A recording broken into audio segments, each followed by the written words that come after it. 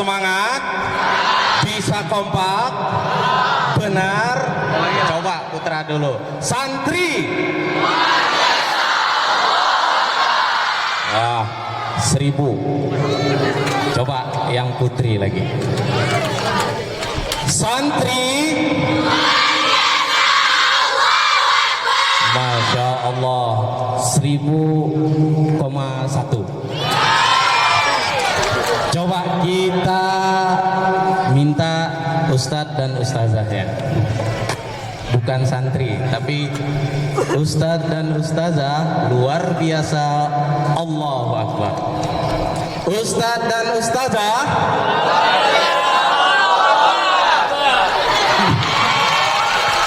Alhamdulillahirabbil alamin.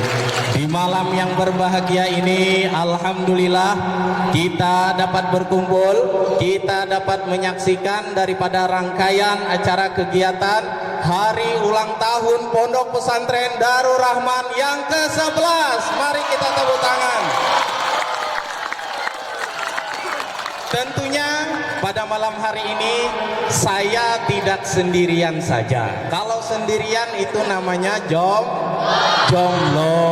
Kalau saya sendirian nanti saya kedinginan. Kalau kedinginan batis pun gelitiran. Langsung saja saya panggilkan teman rekan host saya yang fenomenal dan mahal harganya. Inilah dia Al-Mukarram Al-Ustadz Abdul Mubin.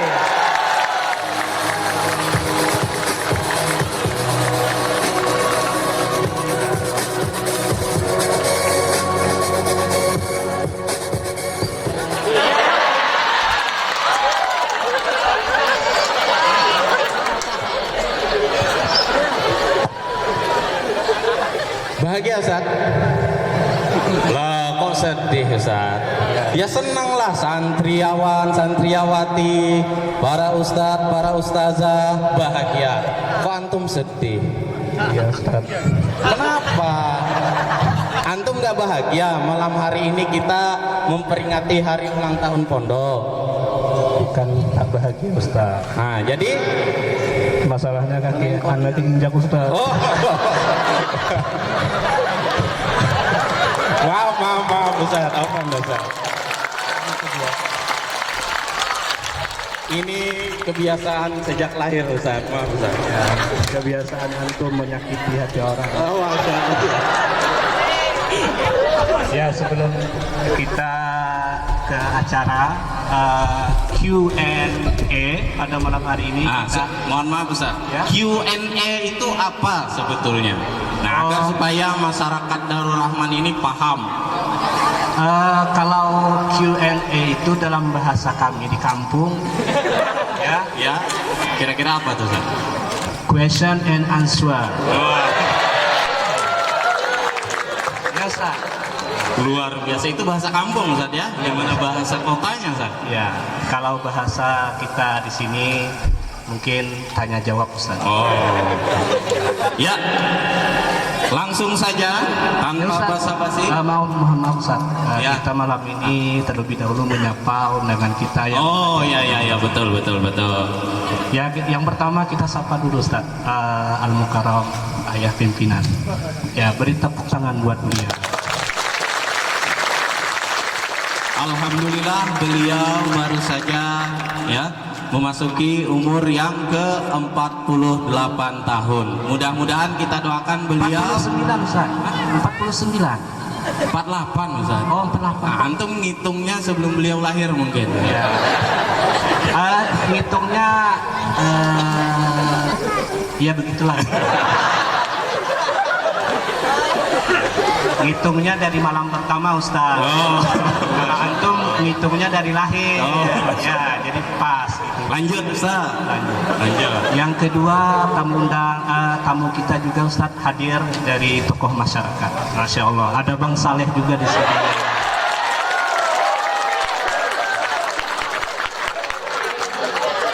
Ada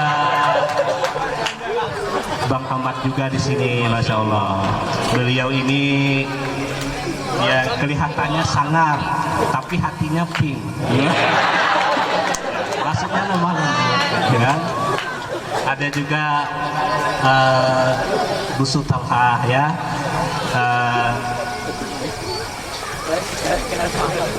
Pak Ustadz dong. Iya.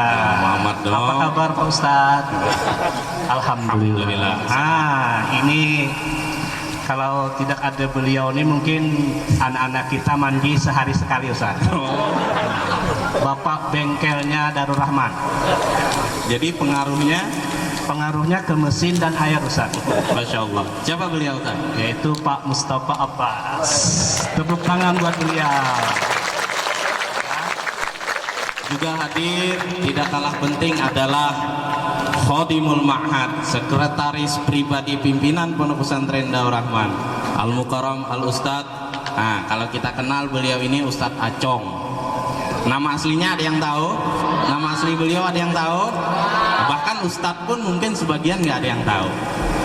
Nama beliau siapa Ustadz? Ustadz Saparudin Eskom. Wah, tepuk tangan untuk beliau. Ya Ustaz ya. Ustaz.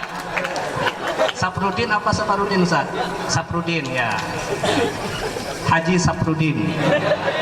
Ada juga Ustaz Supri, Kepala MI di MI Ar-Rasyid Arif Pinang, dan juga Pak Majini, Pak Dr. Andos Ahmad Hafiz, Pak Ustaz Jantar, Humas ya Ustaz Ya. dan juga Warna. Pak Warna dan Pak RT Tarik Bima saja. Selamat malam semuanya. Mudah-mudahan berikan Allah kesehatan dan umur panjang. Amin. Amin. Dan tidak lupa kita sapa juga Ustadz, yang Ustadz rekan-rekan kita semua Ya. yang ada di bawah. Maaf Ustadz malam Ya. ini Alhamdulillah pada posisinya malam di hari bawah. ini bisa memakai jas seperti kita Ustaz. Ya. Cuman belum lunas Ustaz. Ya.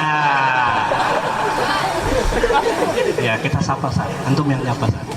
Ya, yang kami hormati Bapak Kepala Sekolah SMA IT Darul Rahman, Bapak Kepala Sekolah SMP IT Darul Rahman, kemudian Bapak Kurikulum Pondok Pesantren Darul Rahman dan seluruh majelis guru Pondok Pesantren Darul Rahman serta asatidzah, dan yang tidak lupa pula ya yang kami muliakan Ibu Nyai selaku pendamping daripada pimpinan Pondok Pesantren Darul Rahman Tumpuling, yang alhamdulillah bisa berkesempatan hadir pada malam hari ini.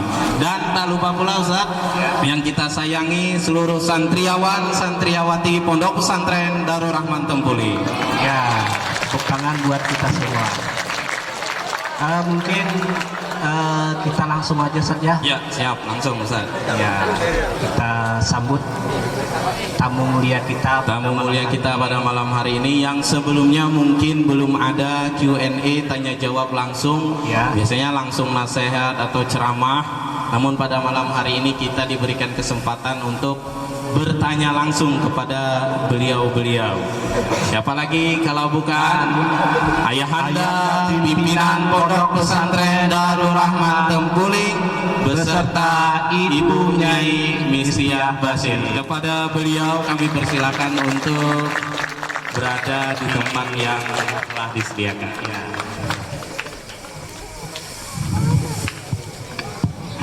Ini musik tolak alatnya nggak ada nih. Ya.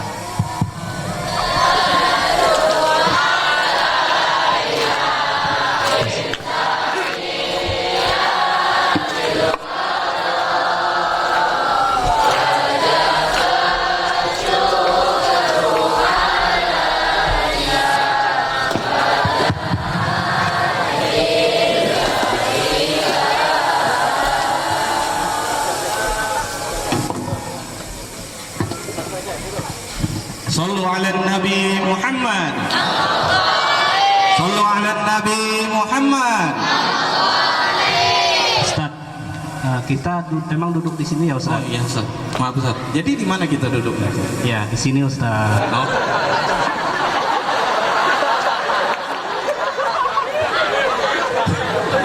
Ini kena prank lagi.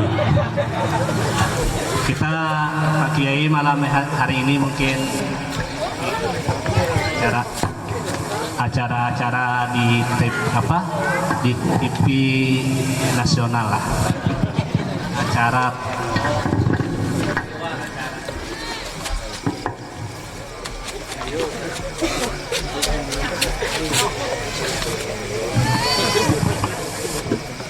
acara di TV nasional seperti acara-acara yang kita saksikan, ya biar nggak bahasanya itu nggak tegang lah, ya kita santai aja menikmati sisa umur kita yang ada maksudnya. Amin, amin, amin. Ya sebelum kami mungkin bincang-bincang lebih jauh lagi, mungkin sekali lagi kita beri semangat lah tepuk tangannya.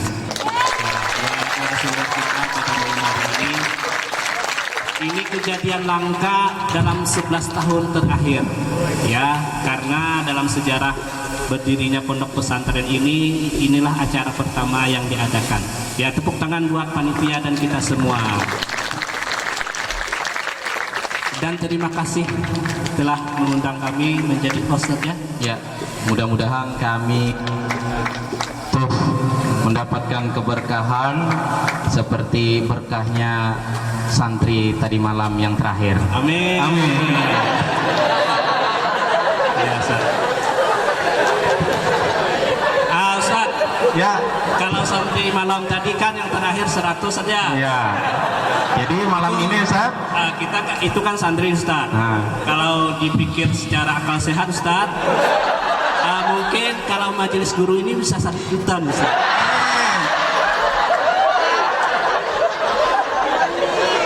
Ya, Profesional, Sah. Profesional. Jaga wibawa kita. ya Ustaz. Nanti di belakang panggung baru runding harga. Ya.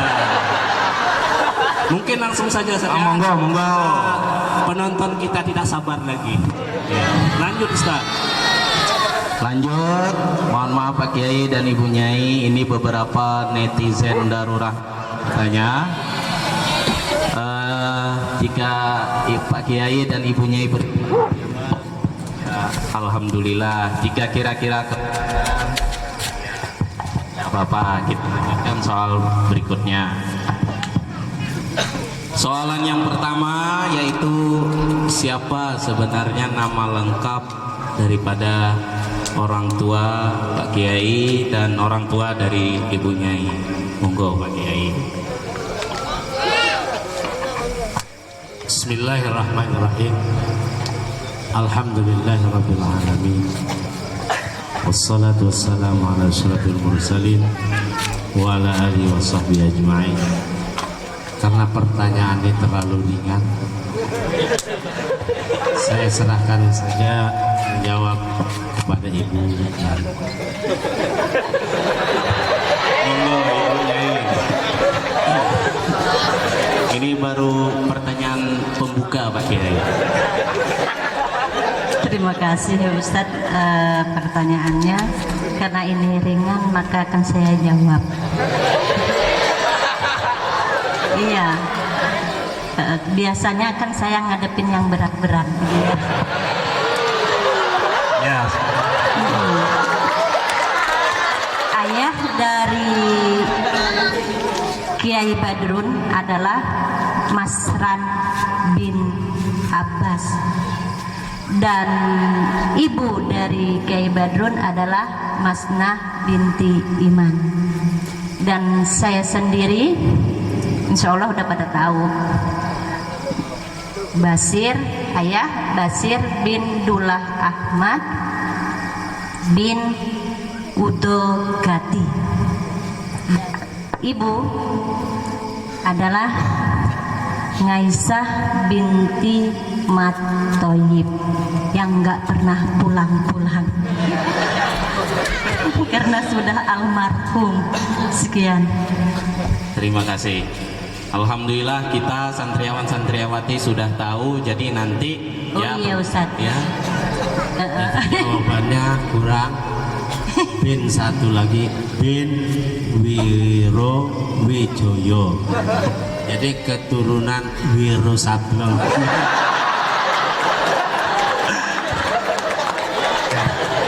Siapa nih Pak Kiai yang keturunan Wiro Sablo? Ibu Nyai apa? Saya lemparkan pertanyaan kepada host yang sebelah kiri, bisa nggak menjawab orang tua dari Bu Nyai secara lengkap? Kalau nggak bisa, dipecat jadi host malam hari. Ayo Ustaz. Yang panjang apa yang pendek lagi? Ibu yang Sesuai. jawab. Ibu yang jawab karena ibunya perempuan sukanya yang panjang-panjang. Maka jawab. Ya, tepuk tangan untuk bintang tamu kita, beliau-beliau pada Ya, ya dijawab. Kalau saya tak ada hubungan dengan masalah bin-bin ini. beban jadi Pak Ustadz malam. Ya, apa Kalau yang setahu saya Pak Kiai, Haji Basir bin Haji Dula Ahmad bin Utugadi. Kalau untuk ibu Ngaisah, nah bintinya itu lupa ya. ini menantu durhaka namanya.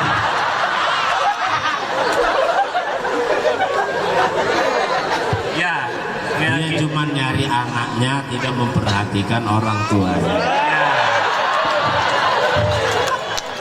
Begitulah fenomena menantu zaman now. Lanjut Pak Ustadz, lanjut. Pertanyaan berikutnya. Ya, kita tutup saja ya daripada panjang ya. Ini masalah keluarga Ustadz. Pak Kiai, ada juga pertanyaan dari netizen. Ya, netizen. Tentunya semasa mondok Pak Kiai, kayak kami ini kan, kayak saya kan, kalau kayak beliau ini kan punya teman akrab seperti saya gitu kan. Tidur di kamar saya, mandi pakai mikrofon saya, makan pakai sahnon saya. Ya begitulah, ada kawan akrab di pondok. Nah tentunya netizen ini nih kepo ya. Netizen ingin tahu siapa teman akrab Pak Kiai semasa mondok gitu Pak Kiai. Ini tentunya baik di Sungai Luar ataupun di Darul Rahman. Ya, terima kasih. Setiap orang itu tentu ada teman akrabnya. Di samping semuanya kawan, tapi tentu ada ya yang lebih dekat gitu ya. Kalau di Simpang 3 Sungai Luar, ya tentunya Pak Ustadz Mustafa, Juragan Nurhanuddin yang suka ngurut saya, itu yang sampai saat ini. Ada pun yang lain dekat juga, yang mereka berdua itu tentu lebih dekat ketika di Sungai Luar. Bahkan yang berdua ini jadi bodyguard saya, Pak Mustafa dengan Pak Nurhanuddin itu, karena ketika saya sekolah di Sungai Luar itu masih anak-anak, masih di bawah usia SMP. Maghrib saja saya masih belum Mbak.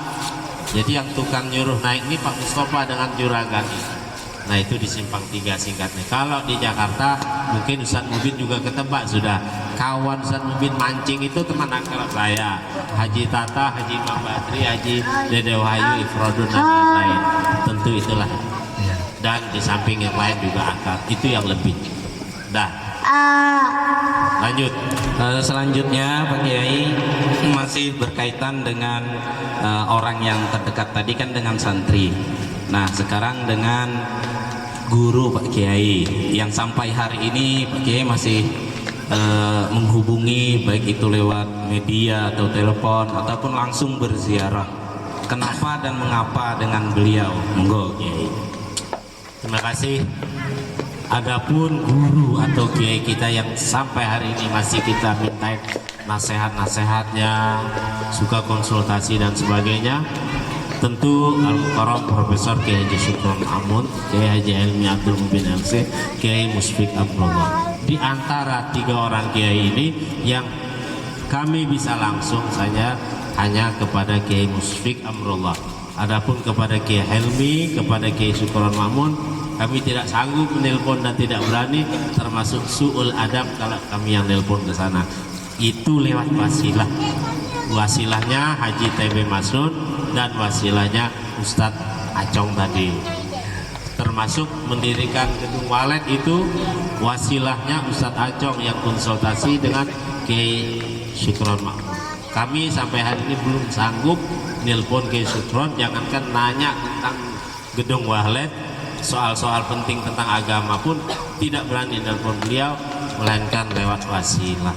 Belum makomnya kami nelpon Kiai Syukron dan Kiai Helmi. Itulah.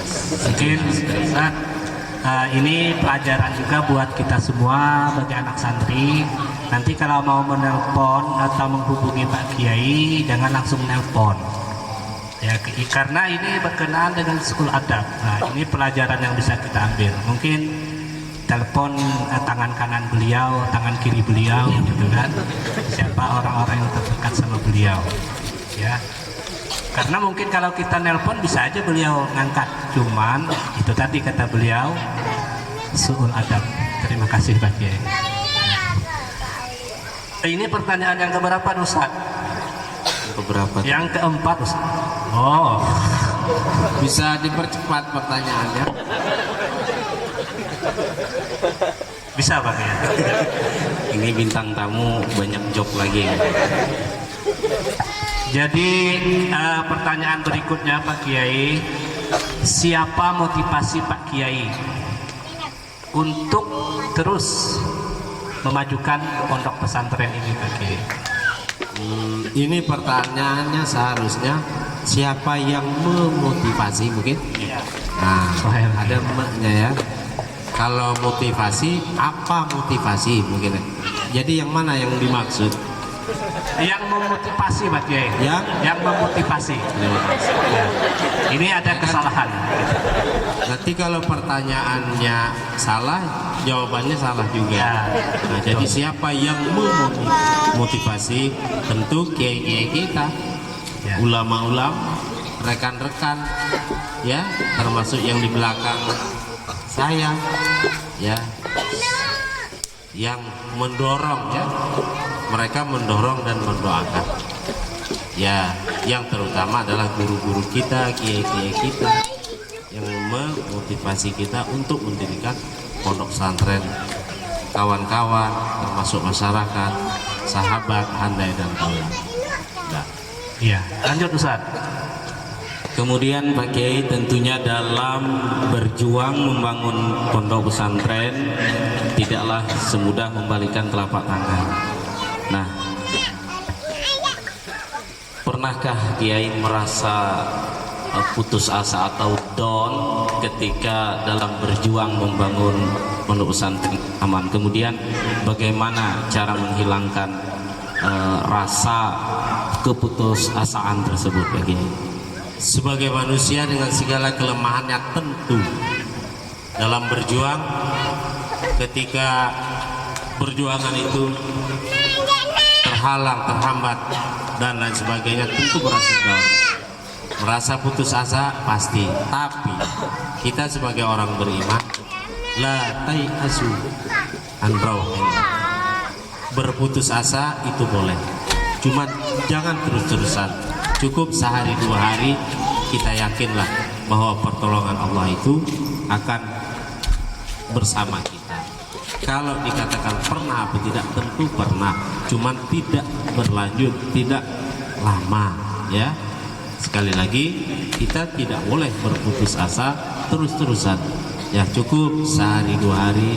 Ya, mungkin Ustaz Mubin pengalaman dulu ketika diputuskan cinta pertama, iya kan, sebelum Ustaz Zahir, kan masih ingat itu yang, iya kan, Banyak, orang Ciamas itu kan, itu betapa. Tapi alhamdulillah Ustaz Mubin pelariannya, fa'alaikum bisyam, ya kan, puasa. Alhamdulillah keputusasaan itu hilang, ya, hilang gelap terbitlah terang. Begitu juga kita berjuang pondok ini, tidak ada perjalanan yang mulus, tentu itu sebagai cambuk. Contoh, ketika kita mendapatkan surat kritikan di dalam kotak amal di depan itu yang isinya, Ustadz Badrul kalau nggak punya uang jangan bangun pondok pesantren. Ya, itu putus asa sebentar, sejam 2 jam, tapi sebagai obat malah kita bergerak. Alhamdulillah, kita buktikan kita yang nggak punya uang, kita terus berdoa bagaimana supaya pondok terus bahkan harus terwujud didirikan oleh kita yang tidak punya uang. Oke, kita nggak punya uang, Allah Ta'ala punya uang, ya kan? Alhamdulillah. Terus masih berkaitan tentang motivasi tadi Pak Kiai, ini Ibu Nyai tentu juga merasakan ketika Pak Kiai menghadapi masalah. Nah, bagaimana peran Ibu Nyai dalam membangkitkan semangat Pak Kiai? Nah, mudah-mudahan Ustazah dan para santri juga termotivasi suatu zamannya nanti. ya, nanti saya jawab dulu. Beliau ini kalau ngelihat saya susah tapi berusaha bagaimana untuk tidak susah. Ya. Kalau saya sedih dibikin gembira, tidak mengkompor-kompori, ya, tidak bikin sedih gitu. Ya. Di saat hujan tertawa, panas tertawa, sedih tertawa, gembira tertawa, punya uang tertawa, nggak punya uang tertawa. Bahkan sampai suatu ketika kita mau bayar pompong dengan Abang Asmari namanya, ngantar tungkat ulin ke sini, nggak bisa bayar, padahal cuma 25.000 ongkos pompong ngantar ke sini, penuh perkakas kayu-kayu. Beliau jam 5 sore duduk di ujung Amin, kipas-kipas dengan tangguh buruk, cuman ngelapor kayunya sudah kami bongkar di saat dia di parit 6. Beliau nggak bilang mana ongkos pompongnya, nggak bilang gitu. Akhirnya saya tanya sama beliau, ada uang nggak Pak? Nggak ada. Yang ada apa? Ada beras. Beras dijual ke toko siapa? Toko tetangga untuk bayar ongkos pompong, ya kan? Ini dukungan. Seharusnya istri marah-marah kalau kada punya duit jangan nyewa pompong, kan seharusnya begitu. Iya. Kebanyakan alhamdulillah menjual beras yang udah betampi. Orang Banjar bilang sok pamali jual beras yang udah tetampi. Tapi saat itu pamali beras itu pada dijual karena ongkos pompong. Nah, itulah gambarannya. Beliau selalu memberikan dukungan di saat kita down, saat kita susah. Mungkin bisa ditambahkan.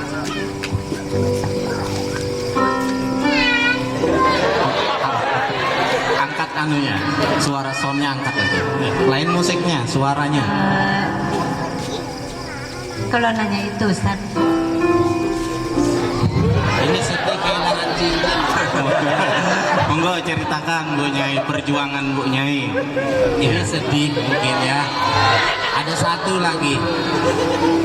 Kata orang tidak boleh jual cincin kawin pamali. Ibu ini sedih sambil melihat merasakan meratapi, juga sedih cincin kawin dijual sampai sekarang belum diganti. Ustaz, jangan asal jual Ustaz. Terus kata orang yang jatuh cinta ini adalah membuka luka lama.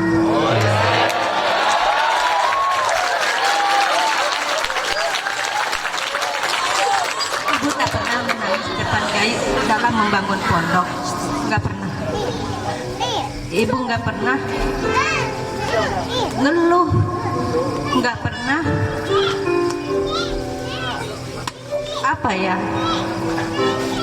mengungkapkan perasaan ibu.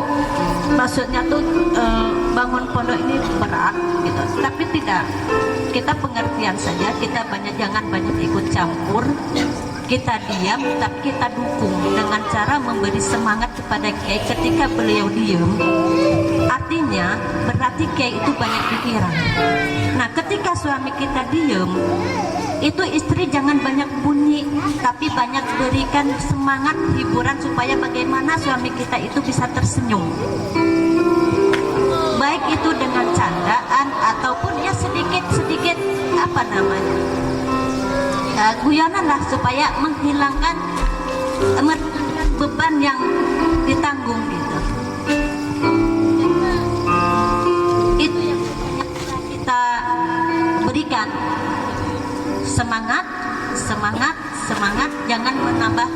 juga kadang banyak istri-istri nggak pengertian ketika suaminya banyak pikiran pulang ke rumah diem, akhirnya yang di rumah istri malah banyak ini itu ya.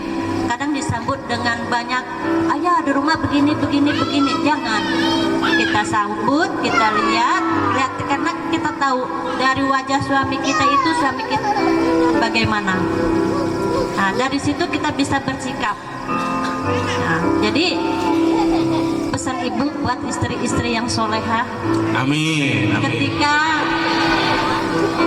jangan banyak campur dengan suami, karena surga kita itu bukan dengan campur tangan kita kepada suami, tetapi taat dan ridho kita dari suami kepada suami dan ridho dari suami gitu. Jadi surga kita itu adalah sabarnya kita menghadapi suami. Ya.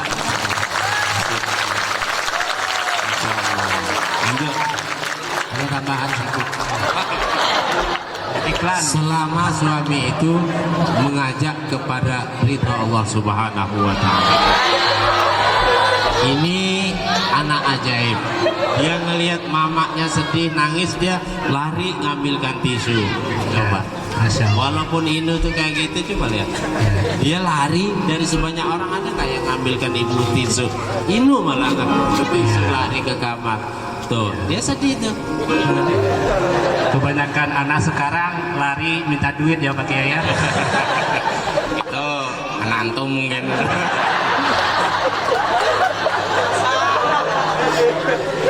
Termasuk Ustaz Umi. Ayo lanjut. Sebelum kita lanjut, Hanya tersisa berapa menit lagi? kita tak ada batas waktu Pak Kiai. Jadi kita santai aja malam ini kan. Ini sebenarnya acara emang sangat dinantikan. Ini yang bintang tamu yang sini apa sih itu? Tapi yang punya acara kita Pak Kiai. Kalau durasinya terlalu lama, ya dilem kembali lah amplopnya. Ayo Pak Ustaz, cepat.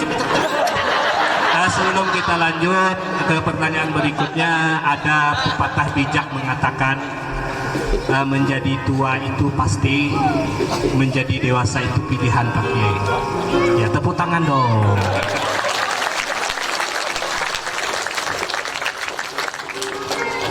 Nah, ini pertanyaan selanjutnya mewakili anak-anak kami semua. Pernahkah Pak Kiai menahan rindu kepada orang tua saat masih mondok? Menahan rindu Pak Kiai. Menahan rindu, pertanyaannya di sini begitu Pak Kiai. Jadi pernahkah Kiai menangis, menahan rindu kepada orang tua saat masih mondok Pak Kiai? Oh, pertanyaannya pernahkah Menangis. Anda menangis Iya. mengenang kedua orang tua ketika mondok? Iya. Nah, itu baru bisa dijawab. Sebagai manusia yang normal, manusia yang sehat tentu punya rasa sedih apabila berpisah dengan orang tuanya. Apalagi kami 3 tahun baru bulik mondok itu 3 tahun, ya tentu banyak air mata yang tergugur di mana-mana. Yang paling sedih itu ketika malam takbiran, ya kan? Allahu Akbar, Allahu Akbar, Allahu Akbar. Itu sedih menusuk hati. Ya kan, orang kumpul dengan orang tuanya. Kita 3 tahun nggak pulang-pulang, tentu pernah sedih ya. Rindu sama orang tua. Walaupun orang tua sering ngirim surat, tapi surat itu tidak mampu nebus kerinduan tersebut. Ya, sama dengan ustaz-ustaz yang ada di sini. Iya, terima kasih Pak Kiai. Selanjutnya Pak Kiai, ini mungkin pertanyaan dari Ustadz ya, jadi Pak Kiai. Ya, kenapa Pak Kiai memakai tongkat? Adakah landasan atau ngarep barakahnya Pak Kiai? Nah, terima kasih. Ini saya dapatkan dari Singapura ya. Saya ngambil dari seorang kawan di Temilahan. Tabarukan ya, nyari keberkahan. Kalau ditanya apa filosofinya, apa atau yang ingin ditanyakan oleh host mungkin apa faedahnya? Ya mungkin dalam hadis Rasulullah SAW, hamlul asa alamatul mu'min, ya kan? Hamlul asa alamatul mu'min wa sunnatul anbiya. Hadis riwayat Imam Ad-Dailami. Membawa tongkat itu adalah tanda-tanda orang mukmin, kata Nabi, dan sunnah para nabi, wa sunnatul anbiya. Cuman tidak sembarang umur. Yang dianjurkan adalah di atas umur 40 tahun. Jadi kalau Ustaz Mubin umurnya baru 39 tahun, tidak usah bawa-bawa tongkat, belum disunahkan lagi. Baru 30 bagi. Nah, berarti 10 tahun lagi Ustaz Mubin bawa tongkat, mendapat pahala sunnah. Hamlul asa alamatul mu'mini wa sunnatul anbiya. Hadis riwayat Imam Dailami. Cukup pakai jawabannya. Mungkin itulah landasan atau dalil yang menjadikan beliau pakai tongkat. Ya bukan beliau tak mampu berjalan, tidak. Ya karena emang ada rujukannya. Jadi kalau pakai tongkat, insya Allah dapat pahala sunnah. Oke ya. Amin. Selanjutnya pertanyaan.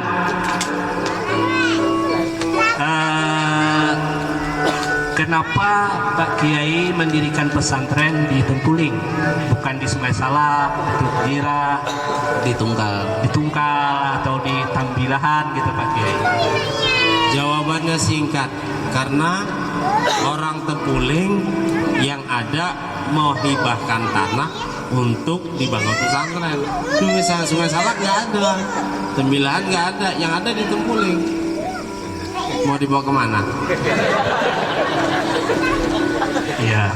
Jadi jawabannya seperti ini, mewakili pertanyaan netizen Pak Kiai. Jadi host juga dibentak-bentak mewakili netizen. Iya.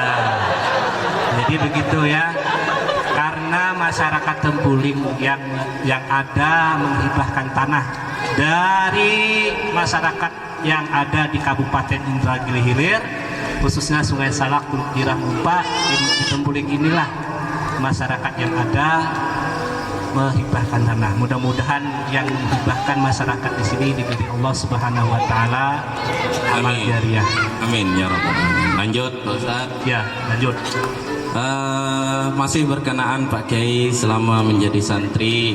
Nah, ini juga mewakili para santri. Berapa uang jajan Kiai dulu Pak Kiai? Berapa uang jajan per hari? Ya per hari Pak Kiai. Per bulan atau per tahun? Ini per hari Ustaz. Per hari ya. Per hari. Beda santri zaman dulu dengan zaman sekarang. Saya ini hampir tidak pernah megang uang jajan. Jadi kalau disebut berapa per hari, yang ada yang seringnya itu janbeng namanya. Apa itu janbeng? Jajan nebeng. Enggak janbeng itu. Jajan nebeng. Kawan yang beli mie, kita yang bawa sendok. Tapi bukan malak ya Pak Kiai. Enggak. Begitu antum dulu. Bukan malak kata beliau. Malak itu Bang Ahmad artinya maksa, minta, ngambil paksaan, tidak. Jadi kawan bikin mie, kita bawa sendok, ini namanya janbeng. Nggak bisa dijawab berapa uang jajan per hari. Kenapa? Karena uang jajan itu bukan uang jajan, uang dikirim oleh orang tua itu 3 bulan sekali dikirim. Sedangkan wesel waktu itu kan, weselnya kita tanda tangani, untuk ngebayar tunggakan pun nggak lunas dengan uang itu. Bagaimana untuk uang jajannya? Utang yang wajib aja nggak selesai dengan uang yang datang. Gimana uang jajannya? Yang wajibnya aja pun nggak lunas. Utang 3 bulan belum bayar, duit yang datang mampu bayar untuk 2 bulan. Mana budget untuk jajan? Jadi nggak bisa dijawab pertanyaan itu. Tapi kawan tadi banyak. Kita alhamdulillah kawan banyak. Itulah janbeng itulah jajan nebeng. Malah diajak saya sama Haji Tata. Bi. Nah, saya dipanggil Abi sama dia. Bi. Yuk kita jajan. Nanti sore Dede Wahyu lagi ngajak. Ayo jajan. Sore ditanya ajak lagi dengan Haji Imam Badri. Jadi kalau untuk jajan setiap hari, tapi itulah janbeng. Jajan Nebeng. Kalau di Daur Rahman namanya Ustaz, kalau kita di sini Abu Tulub kata santri. Abu Tulab, Ustaz. Abu Tulub. Pokoknya atlub aja. Ya, Abu minta. Ya, kalau Monggo, bahasa Ibu Nyai ketika mondok mungkin berapa uang jajan Ibu Nyai? punya ini banyak nih kayaknya. Banyak bagiannya ya Ustaz ya. Alhamdulillah kami ini banyak bersaudara. Yang Anto sama Yono di Jambi, Ustazah Laila sama Ustazah Mama Paruk Umi di Jawa Timur, saya di Bogor, Uut masih di Tungkal. Jadi iman itu dijatah. Hanya Januari, Februari, Maret, April. Januari jatah Jambi, Februari jatah Bogor, Maret jatah Timur, April untuk yang di Tungkal. Muter lagi. Oh, dan jatah per bulan, jatah dapat kiriman itu kira-kira kalau 3 bulan itu 300.000. Artinya mungkin 1 bulannya 100.000 per bulan. 1 bulan Bunda ya. Ya, per Dalam bulan. artian dari 100.000 tadi di sana bedak, punya gincu. Kita nggak punya bedak, nggak punya gitu, Ustadz, kita santri. Oh. Beda dengan santri di sini punya make up. Masya Allah. Iya, kalau kita nggak punya bedak, banget. Ya, Beda jadi banget. waktu nyantri itu belum glowing bunyainya. Ya. Iya, sama aja udah. Takutnya virusnya Ustadz. Iya, jadi nggak ada namanya bedak. Ya. Lanjut. Ini pun menjadi perwakilan diri saya sendiri. Pertanyaan ini karena kami memperhatikan, bukan memata-matai ya Pak Kiai, cuman kami belajar Pak Kiai dan mencari rahasianya. Kan sama-sama kita ketahui bahwa Kiai ini tidur malam mungkin jam 1, jam 2, tapi tiba-tiba subuh muncul ke sini jam 4, jam 5 kan? 3. Jam 3. Nah, yang jadi pertanyaan kami Pak Kiai, berapa jam waktu tidur Pak Kiai sehari gitu ya? Apakah tidak tidur, apakah gimana Pak Kiai? Jadi untuk menjawabnya mungkin pendamping saya. Kapan saya ada, kapan saya nggak ada, kapan saya tidur, kapan. Yang sebelum Adul yang menjawab. Silakan jawab. Karena diserahkan kepada pendamping. Kebetulan saya yang mendampingi, maka akan saya jawab. Ini pertanyaan sehari 1 malam atau cuma sehari aja? Sehari semalam. Sehari semalam artinya 24 jam. Iya. Kalau maksimal itu adalah 3 jam. Maksimal. Karena saya tahu, karena saya yang menjaga. Iya. Kami Ketika juga mau kulum, iya, karena kalau Kiai saja tidurnya sebegitu, bagaimana dengan saya? Iya. Nah begitu. Jadi saya harus duluan bangun sebelum Kiai bangun. Iya. Apalagi kalau setiap subuh Rabu itu saya jam 3 udah bangun.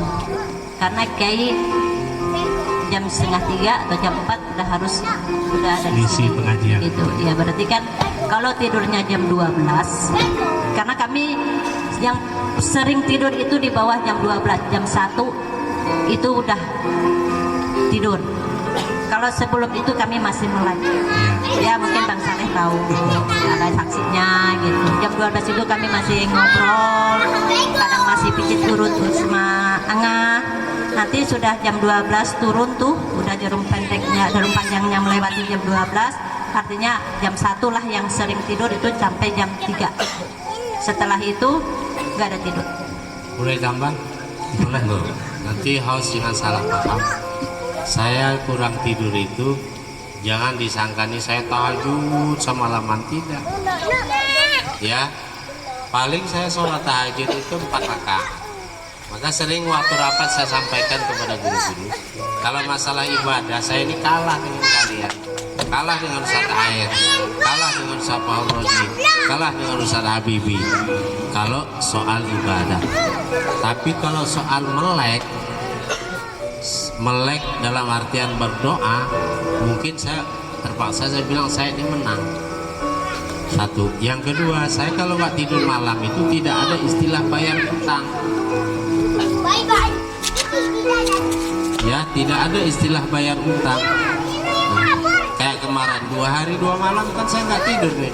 Waktu ini mulai dicor nih. Saya nggak ada bayar utang seperti bulis malam di pondok ini. Bulis malam kan nggak tidur dari jam 12 sampai jam 4 nggak tidur. Tapi besok dia bayar mulai habis sholat subuh sampai zuhur bayarnya. Nah kalau saya harus bayar semacam itu, habis umur saya untuk bayar utang tidur. Itulah alhamdulillah. Sekali lagi itu adalah pemberian dari Allah Subhanahu wa taala. Saya tidak harus bayar qada'an lin-naum, bayar hutang tidur. Seandainya saya harus bayar hutang tidur, maka habis umur saya untuk bayar hutang tidur. Sekali lagi, saya bukan sholat tahajud bermalam-malam lama segitu, bukan. Lagi-lagi ya bisa jadi saya duduk ngopi sambil merokok dan lain-lain. Tapi mudah-mudahan diisi dengan berdoa ya untuk doa kita semua. Amin ya rabbal alamin. Terima kasih. Masih berkaitan tentang tidur. Nah, ini jadi motivasi buat kita para majelis guru dan para santri. Nah, kira-kira Pak Kiai apa rahasianya dalam sehari tadi maksimal Pak Kiai kurang lebih 3 jam istirahat, lalu beraktivitas ngontrol tukang, ngontrol majelis guru, santri dan sebagainya, tidak goyang atau tidak pusing gitu Pak Kiai. Sedangkan ya kalau kami di bawah 4 jam 5 jam tidur tuh goyang tuh. Nah gitu, monggo Pak Kiai, apa rahasianya Pak Kiai? Rahasia secara medis, apa rahasia tirakat atau tiap? Semuanya Pak Kiai. Kalau secara medis kita disuruh banyak minum air putih. Ya, satu. Kalau kiat dari Al-Qaram Kiai Haji Nasiruddin Siddiq, pengasuh pondok pesantren Tarbiyatul Banin Cirebon, maka kita harus banyak-banyak berwudu. Tapi yang lebih dari semuanya jawabannya memang kebiasaan tadi. Kebiasaan itulah yang membuat tahan. Contoh kayak hari ini, saya kan capek dari kemarin ya. Dari kemarin ini saya muter terus, muter. Malam tadi tidurnya saja jam 2 sampai jam 4. Hari ini saya mau tidur. Bukan berarti tidur kayak kebanyakan orang tidur. Saya dipijit jadilah kaki saya diinjek-injek gitu, tidur namanya. Hari ini nggak sempat. Nah, dari suara saya kan ketahuan suara ini suara orang tidur, tapi matanya nggak tidur. Ini suara orang tidur. Jadi kalau kiat khusus nggak ada, tidak ada, doping nggak ada. Nah, tapi alhamdulillah nanti ya jam 1 tidur, jam 3 bangun, besok segar lagi. Adapun kata Ustadz Mukhlis, saya ngontrol guru, keliling ngontrol tukang, itu sesungguhnya saya olahraga aja ya, bukan menahan diri supaya tak tidur. Memang sebuah kewajiban saja keliling-keliling, apalagi sekarang Ya, maka alhamdulillah lagi-lagi nggak ada tipsnya, nggak ada obatnya, itu saja kebiasaan. Al-adatu muhakkamatun. Kebiasaan itu menjadi berlanjut terus, bukan biasa. Seperti kalau biasa buang hajat jam 7 pagi, itu jangan coba-coba meninggalkan rumah sebelum buang air. Pasti nanti kebobolan di jalan. Orang kalau biasa buang hajat jam 7, jangan meninggalkan rumah sebelum jam 7. Nanti bisa buang hajat di tempuling di jalan. Itu adat adalah kebiasaan kita, gitu aja. Ya, buat santri tepuk tangan dulu ya. Kemudian Pak Kiai, kalau di Mulkuro kami para santri sering sekali Pak Kiai Helmi setiap tahun berkhutbah mengingatkan dalam ceramah beliau, saya membangun pondok ini kurang lebih dana awalnya 300.000 modal. Nah, kalau Daur Rahman Tempuling Pak Kiai silahkan berapa?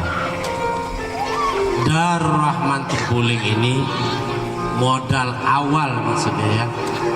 Kalau dikatakan modal awal, mungkin nggak ada modalnya.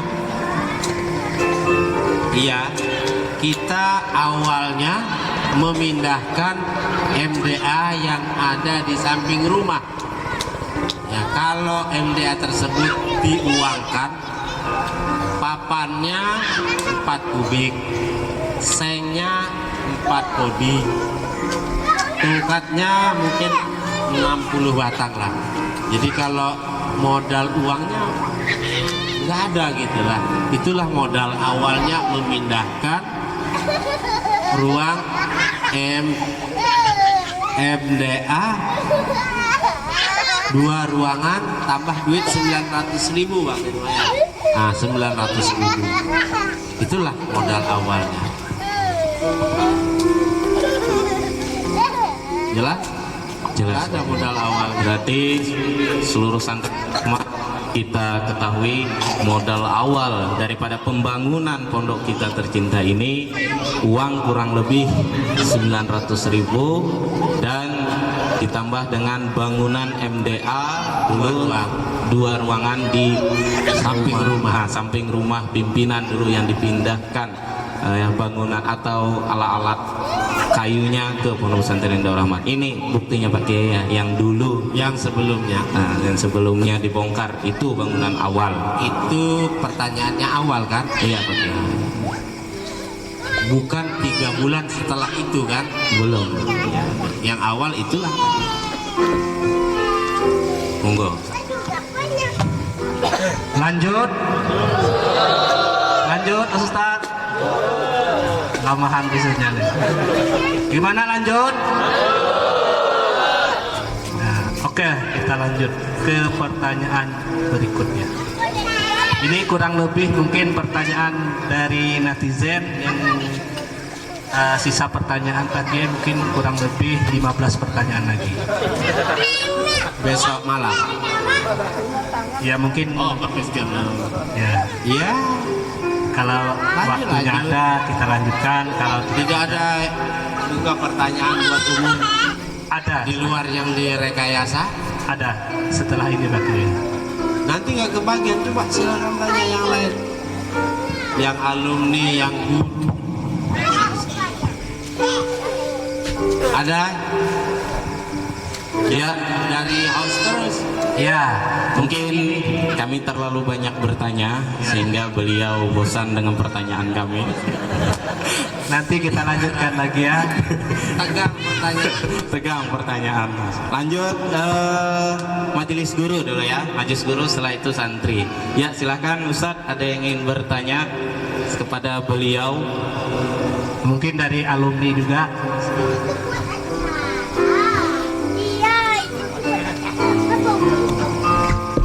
Mana Rizky? Rizky, Ustadz Rizky sudah mana? nampahi tadi. Ada beliau. Nah, beliau ini Ustadz alumni ketiga, ya, yang sekarang alhamdulillah Kedua Pak Ustadz. kedua. Rizky Mumpa. Ya, silakan Ustaz. Silakan dari situ juga enggak apa-apa. Di mana Ustaz? Di sini kah? Ya. Oh, orangnya. Maju lagi, Zat. Maju. Jangan malu-malu, mumpung gratis ini pertanyaan. Ya.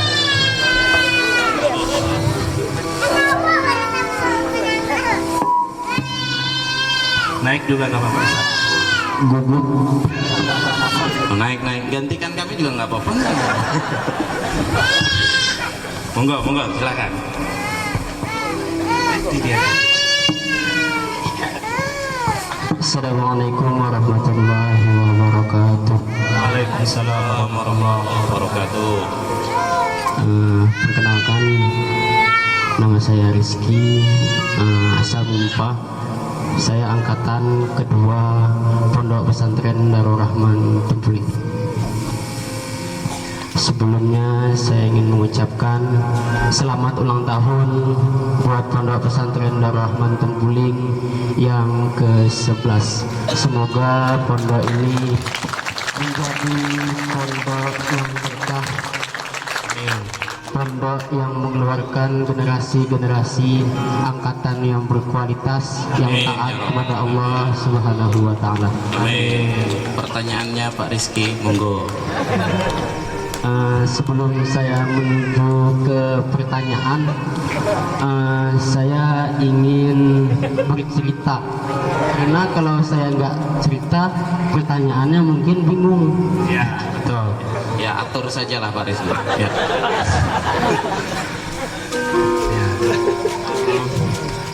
Tepatnya waktu saya masih mondok di pondok ini, tepat pada hari Minggu malam Sabtu, di situ hari Minggu malam Senin. Ya. Duduk Faktor banyak usia. banyak yang mitis katanya. Silakan Ustaz. Karena duduk Ya. malam hari Minggu malam Senin, tepat hari itu saya masih berada di rumah Kiai Badrun.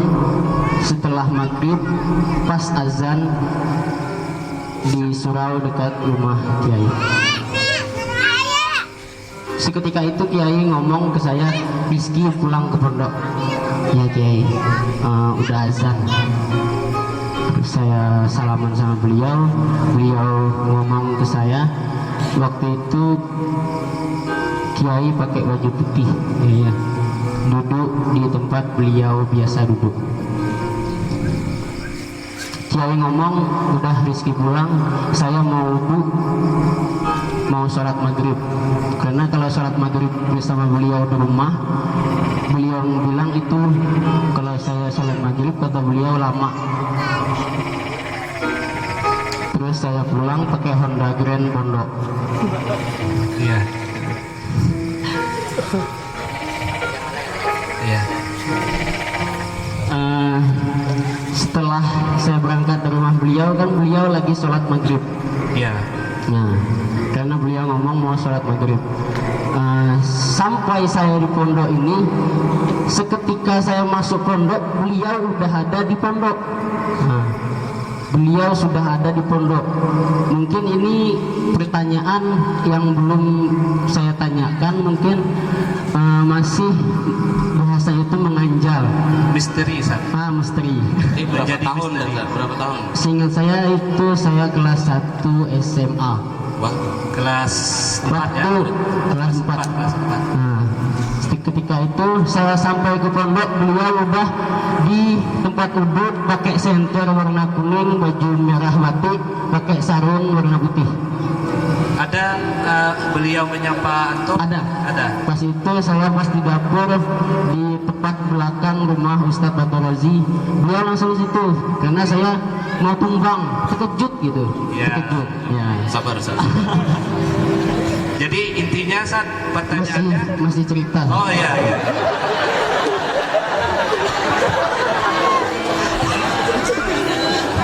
Iya. Beliau nanya, "Min aina?" Ya, saya nggak bisa jawab apa? Iya. Bingung, saya nggak bisa jawabin Aina. Langsung Kiai pakai center itu langsung kontrol di masjid, di antara masjid karena masjid itu baru di atap, baru di keramik sebelah kiri bagian depan. Pas itu pas pelajaran Ustadz Muslim bahasa Arab habis maghrib. Hafal ya? Karena sangat bersejarah Ustaz. Ya. Mungkin cerita ini pernah saya ceritakan ke adik-adik kelas sebagian karena apa ya, ini ingin bertanya, inilah jawabannya. Mungkin Kiai mungkin jawab malam hari ini. Ya. Pertanyaannya apakah Belum selesai ceritanya. belum.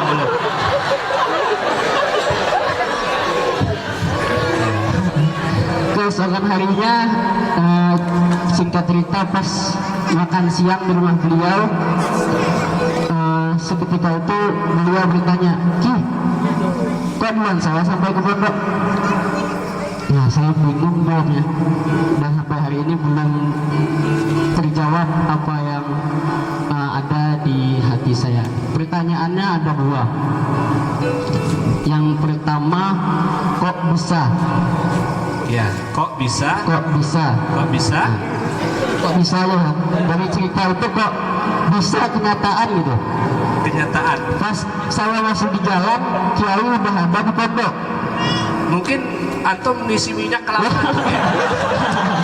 Yang kedua pertanyaannya, kenapa Kiai bisa tahu kalau saya mau menanyakan itu ke Kiai?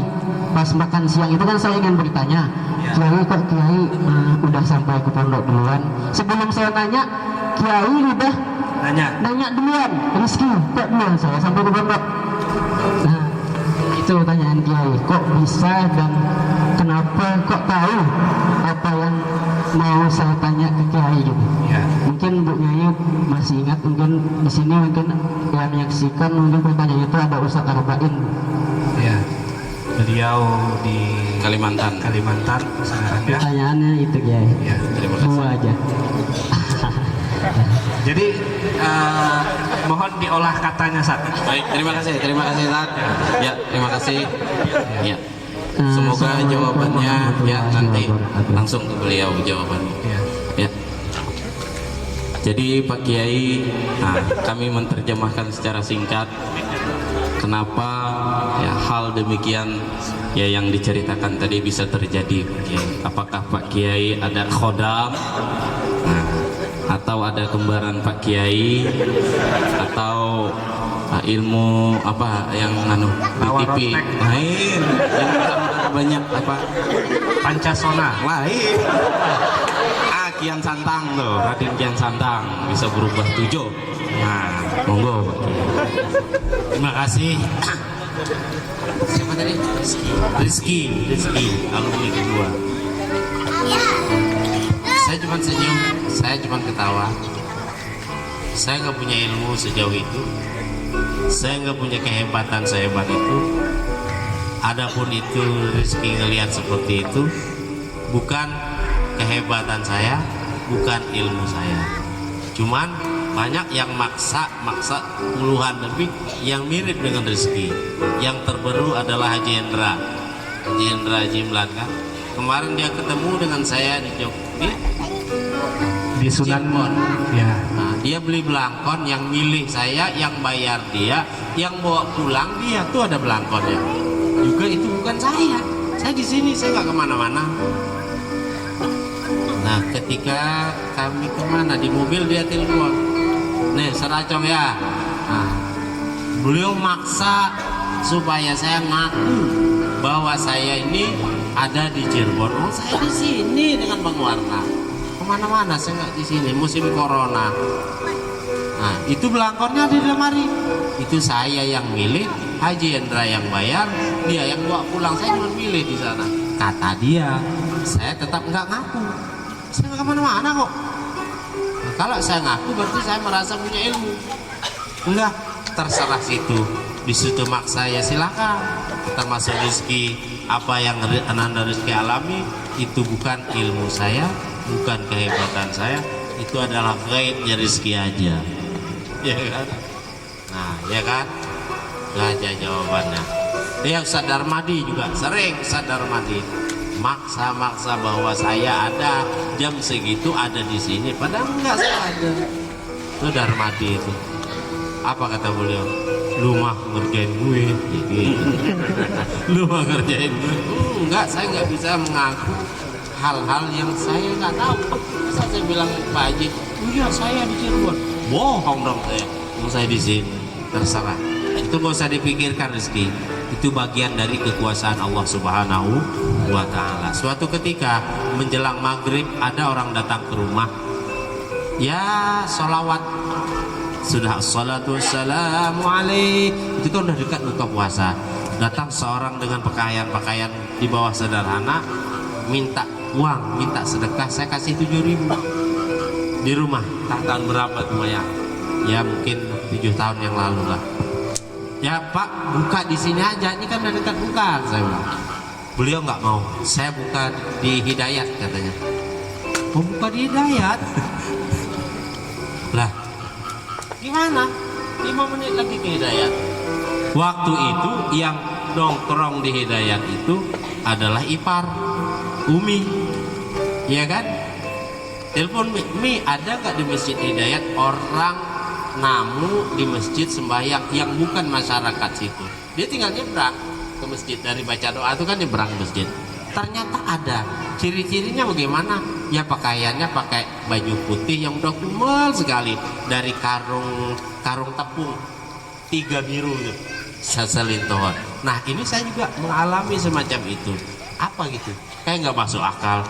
Nah itulah kekuasaan Allah. Seharusnya kita tambah bersyukur kepada Allah Subhanahu wa Ta'ala. Allah itu apa saja bisa, kita apa saja nggak bisa. La haula wala quwata illa billahil aliyil. Pondok ini coba pikirkan juga, kok bisa begini? Kalau kekuasaan kita, ya kita nggak bisa, nggak ada duitnya sedikit. Tapi kalau Allah ngirim, ya ada. Nggak usah diputar-putar banget. Kembalikan saja kepada Allah Subhanahu wa Ta'ala. Dah, lanjut. Terima kasih. Hinu ngantuk dah. Kemudian kami mohon kesediaan abang ipar kami untuk bertanya. Monggo Sahabatul Rozi bertanya kepada adik ipar Pak Kiai secara hukum keluarga. Beliau kakak ya, kakak ipar, abang ipar. Abang, silakan.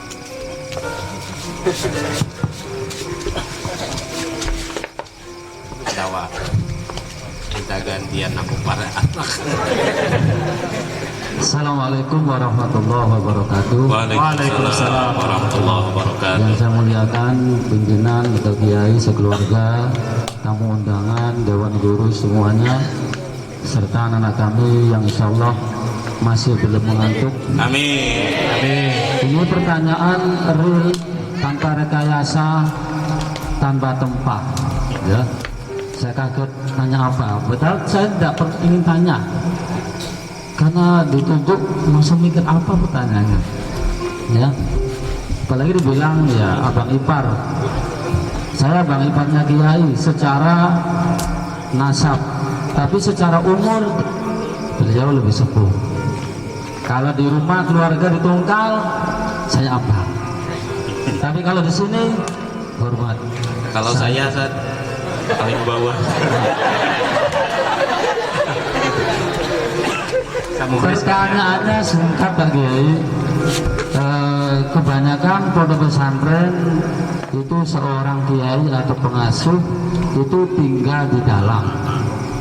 Nah, namun saya mengamati di Tembilahan ada beberapa pimpinan atau kiainya tinggal di luar dengan pulang pergi, walaupun tidak mengurangi pengontrolan, tidak mengurangi pengawasan, tapi barangkali ada jawaban atau ada mungkin filosofi atau alasan kenapa Pak Kiai belum atau tidak tinggal di dalam secara 100%. masih pulang pergi. Ini pertanyaan mendadak, ya, mendadak, real, tidak ada rekayasa. Mohon dijawab buat kami, ya, untuk dijadikan pelajaran. Oke, terima kasih. Assalamualaikum warahmatullahi wabarakatuh. Waalaikumsalam warahmatullahi wabarakatuh. Terima kasih pertanyaannya. Dulu Ustadz Fahru Razi juga pernah melontarkan pertanyaan semacam ini 5 tahun yang lalu. Jawabannya sudah dulu jawabannya, tapi saya jawab lagi. Pada awalnya kita pulang pergi pondok ini sebagai pimpinan pondok, tapi pulang pergi. Pada awalnya ibarat burung itu, dia terbang ke laut, terbang ke hutan. Setelah paruhnya penuh, dia kembali ke sangkarnya. Nah, bercari berkikih di luar, hutang sana hutang sini, cari sana cari sini, balik ke pondok. Itu pada awalnya 3 tahun. Itu alasan pertama. Yang kedua, memang dulu Vina, Naila masih sekolah SD. Jadi separuh badan di sini, separuh di sana. Dan sekarang Naila dengan Vina udah tamat, tinggal komandan nih Seko.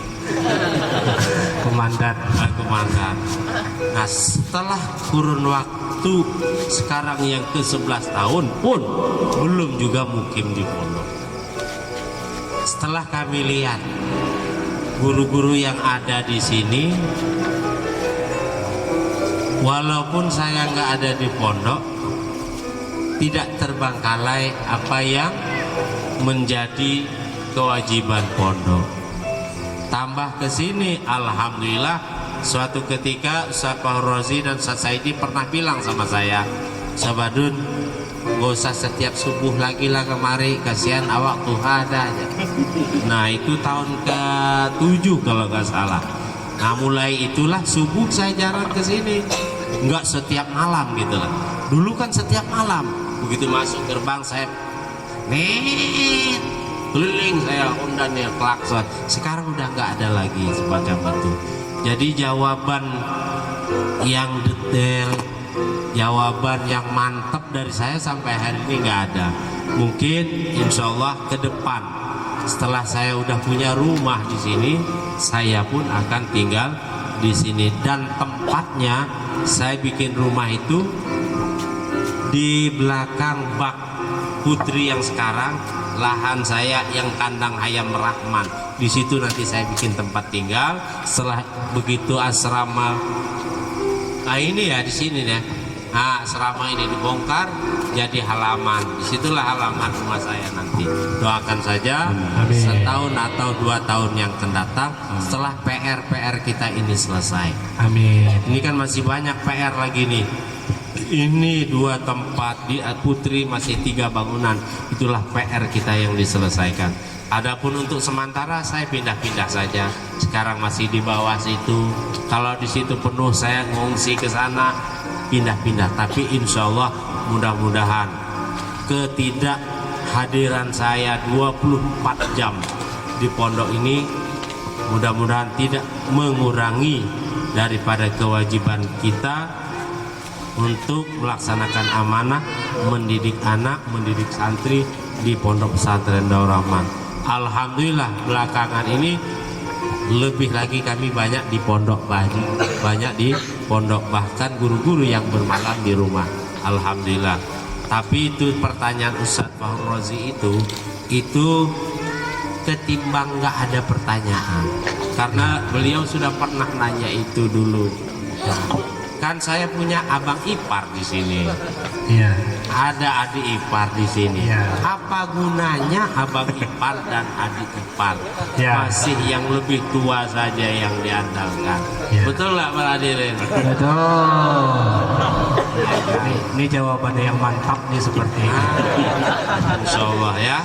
Mudah-mudahan cita-cita Ustaz Fahru Razi itu sebenarnya ingin berkumpulan ya. Ya. Ya kan, mangan ora mangan, sing penting ngumpul. Nah, terima kasih. Lanjut, yang berbobot lah pertanyaannya sih. Yang ilmiah lagi. Jangan ini Pak Kiai soal yang berbobot dan berbibit insya Allah.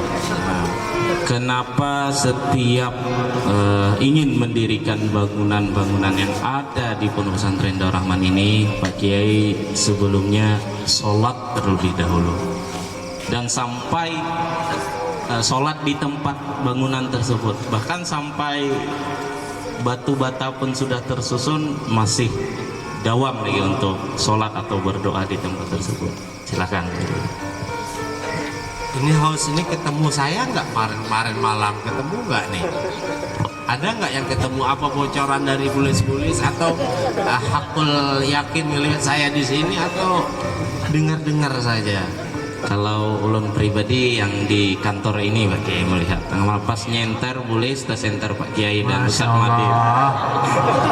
Terima kasih. Nah, ini baru berbobot pertanyaan. Alhamdulillah. Mengapa?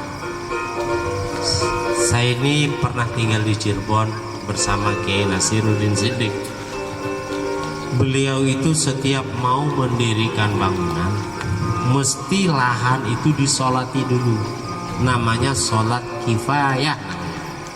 Sholat kifayah.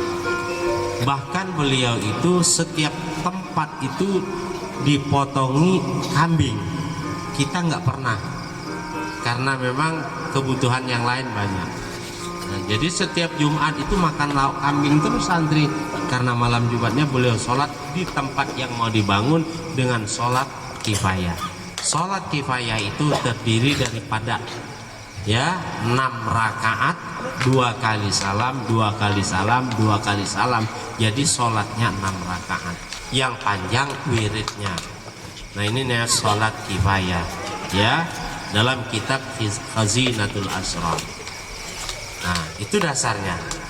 Ya, cuman nggak lengkap, seharusnya pakai bidhabhil kibas, bidhabhil ghanam, atau bidhabhil hayawan ditulis. Summa yurdimuhu, kemudian ditabuk itu tanah, dipendam itu sembelihan, sholat di sana, zikir di sana, doa di sana. Selesai itu dibongkar lagi buat dimakan. Fidaan, sebagai tebusan. Insya Allah jar kiai tersebut, apa yang kita ajarkan dikabulkan oleh Allah Subhanahu wa Ta'ala. Nah, itu dasar pertama. Doa itu kan kita semua doa silahul mukminin. Doa adalah senjata orang mukmin. Nah, jadi apalagi yang dua ini Ustaz Mukhlis. Yang dua ini saya pindah-pindah terus nih. Ya, tanya saja bulis-bulis itu. Saya ajarkan ketika kuliah umum. Kalian kalau ngelihat saya malam-malam di tempat gelap, nggak usah diintip, kejar aja, ikut aja. Bilang amin jadilah. Akhirnya kalau dia ngelihat saya sekarang jam 2 malam ada di situ, tempat-tempat pos kosong, dia ke situ semua. Salah juga saya bilang. Dia pos kosong, dia ikut saya. Tapi ya udah, nggak apa-apa lah. Cuman setengah jam ini kumpul di sini semua. Itu ya. Jadi kita percaya dengan doa. Fadilah atau hikmahnya kata Kiai Nasiruddin, insya Allah batu yang kita pondasi itu kada sawat ditumbuhi kumpai jadi naik lagi bata ke atas. Nah, kada sawat bahalalang musuh kalah. Kadang kan banyak orang bangunan masjid tuh tumbuh keduduk, tumbuh halalang, tidak ada naik lagi. Insya Allah kalau pakai sholat kifayah tersebut tidak akan sempat numbuh alang-alang di situ. Ya buktinya ini adalah 3 bulan. Adalah 3 bulan nih. Belakang 3 bulan berdoa menghadap langit. Kenapa? Karena apa kata Allah? Ya ayyuhal malakut inzilu ila sama'id dunya hal min du'ain hal min sa'ilin hal min mustaghfirun ujibu da'watahu. Wahai malaikat, turun ke langit dunia, lihat ada nggak manusia yang berdoa, ada nggak orang yang berhajat, ada nggak orang yang bertaubat, ada nggak orang yang bermohon, aku kabulkan hajatnya. Kita yakin kalau Allah nggak kabulkan malam ini, ya malam esok. Malam esok kada kabul, ya minggu esok. Minggu esok kada kabul, bulan esok. tapi paling tidak Ustadz Mubin, malaikat nang berkeliling tuh ling melihat kita ngini terus nang berdoa. Kada di julungnya malam pertama buahnya guni tapung kulek. Ya Allah, ada aja Allah yang berdoa tapi ngintu bang orangnya. Besok keliling pulang ketemu itu pulang orangnya. Lawas-lawasmu yak jonya kan. Udah ikanmu semuanya. Akhirnya dapat 1 miliar. Nah iya. Ya kan dengan bercanda tapi buktinya gitu. Iya. Bosan udah ngelihat dia. Ini hataros, ini hataros. Ya Tuhan, julung jakainya lagi. Nah, alhamdulillah ada gitu samules. Jangankan yang ini tuh yang di padang hutan juga sama. Ya, alhamdulillah. Doa. Ya, apalagi diaminkan oleh anak santri. Ya, baik, selanjutnya kami persilakan perwakilan santri Putra Irman Sayuti Senaja, perwakilan dari kelas 6. Ya, silakan. Ya, kami persilakan Ananda Irman Sayuti.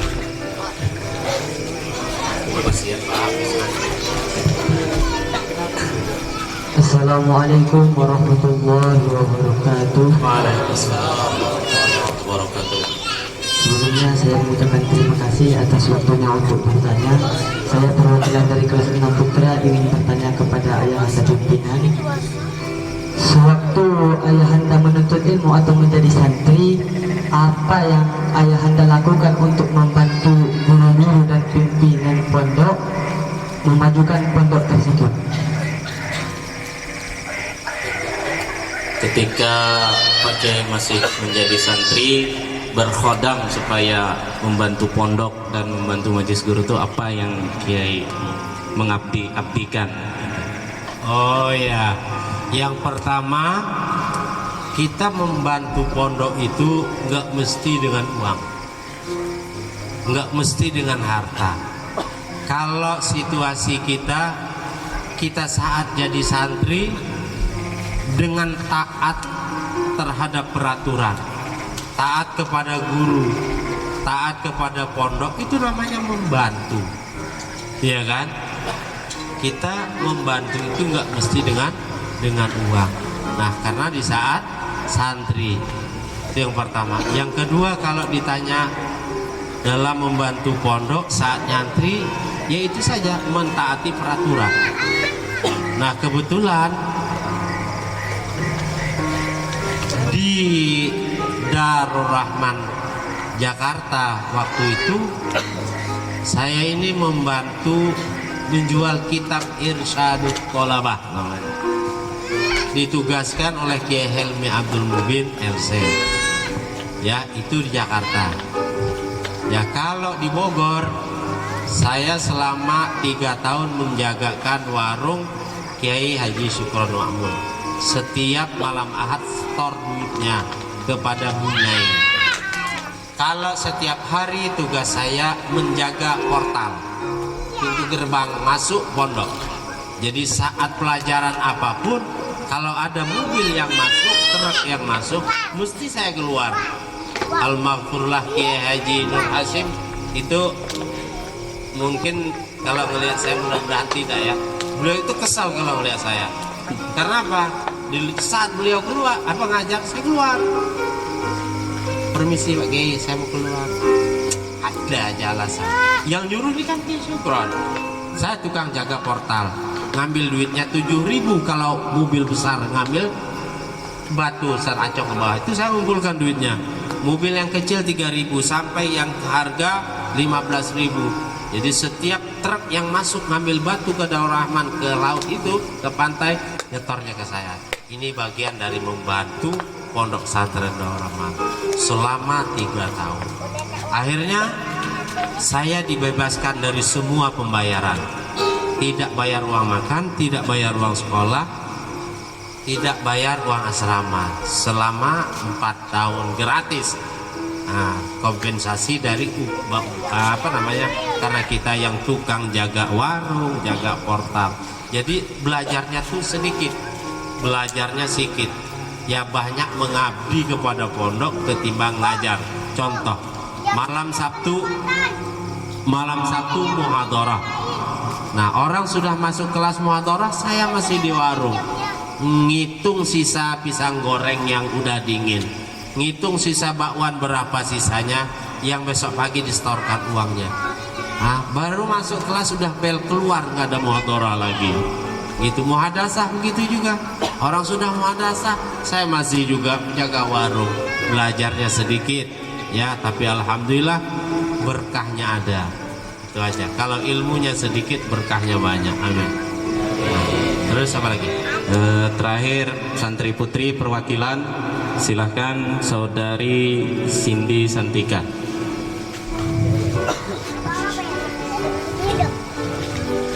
Ada, silahkan berdiri saudari Cindy Santika bertanya.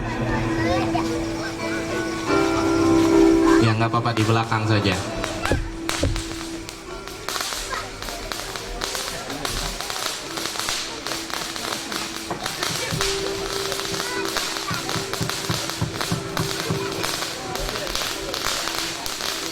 Assalamualaikum warahmatullahi wabarakatuh.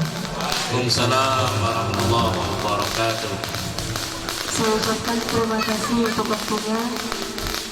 Sebelumnya saya perwakilan dari teman-teman saya kelas 5 putri, dengan segala kerendahan hati ingin mengajukan pertanyaan kepada ayahanda dan ibunya. Pertanyaan kami ialah, selama ayahanda dan ibunya sekolah di pondok pesantren, apakah prestasi yang sangat mengesankan bagi ayahanda dan ibunya? Ya. Prestasi apa yang mengesankan bagi Pak Kiai dan Ibu Nyai selama menjadi santri? Apakah lomba makan kerupuk biasanya ya?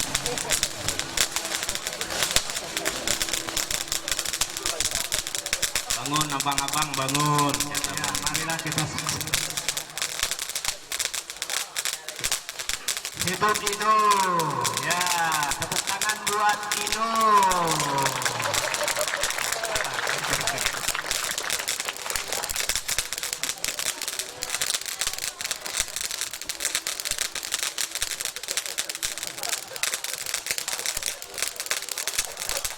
Terima kasih pada Nanda Cindy Santika. Cindy Santika. Pertanyaannya,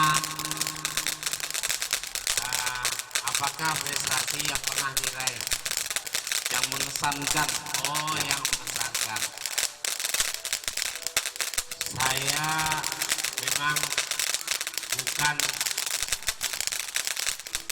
termasuk orang yang pintar, yang jenius, tidak.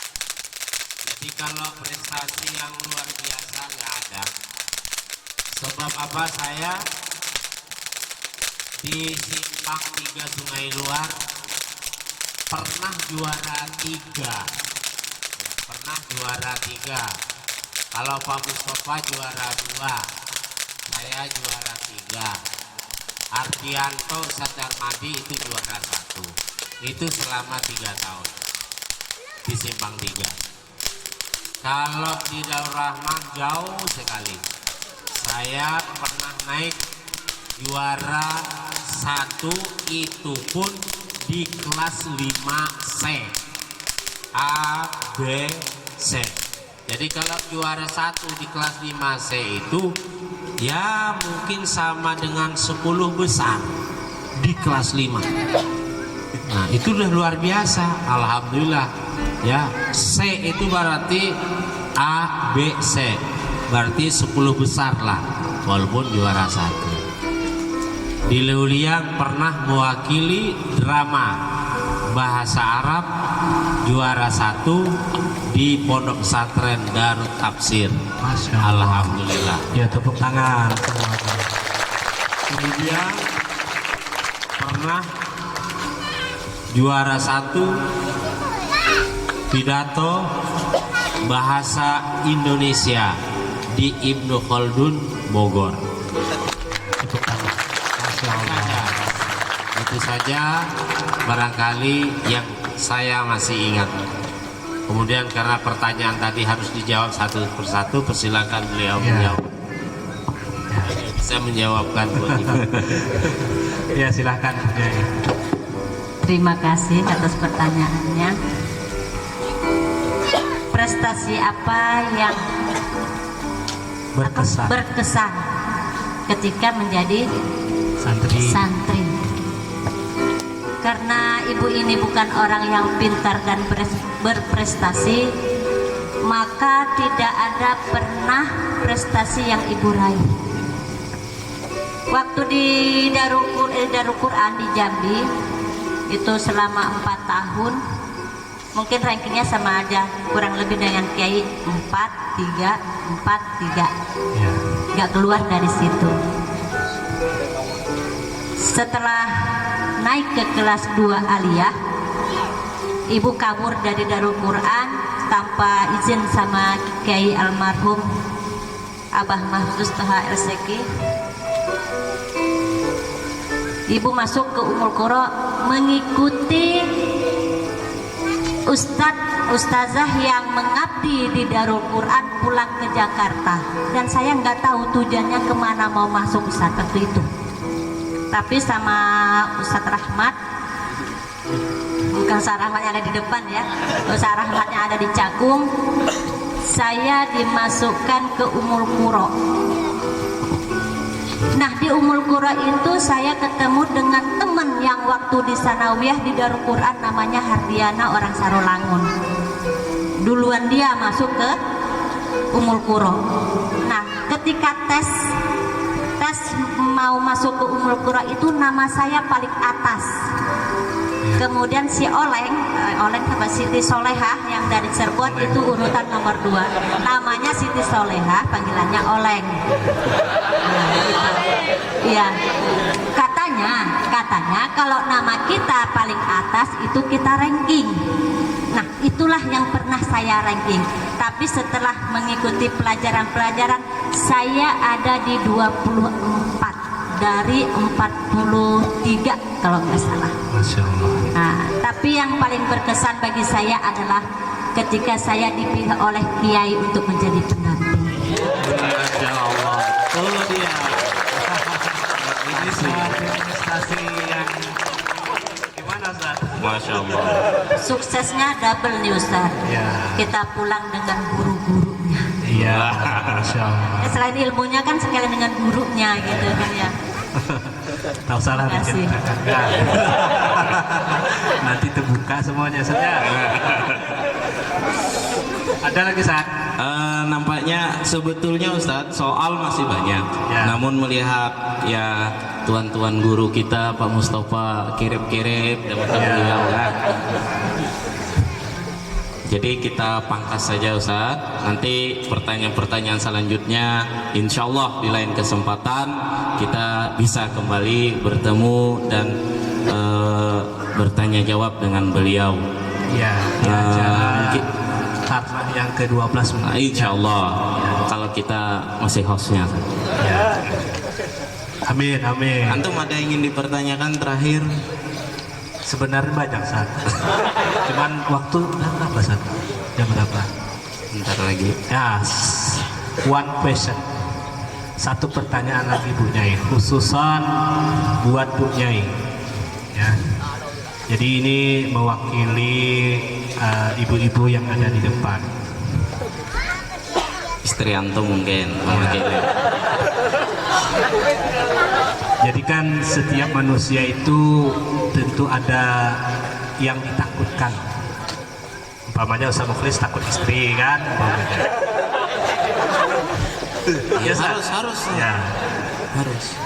Kambing takut harimau mungkin. Nah, yang kami tanyakan, apa yang Bu Nyai takutkan dari Pak Kiai? Nah, ini berat Pak.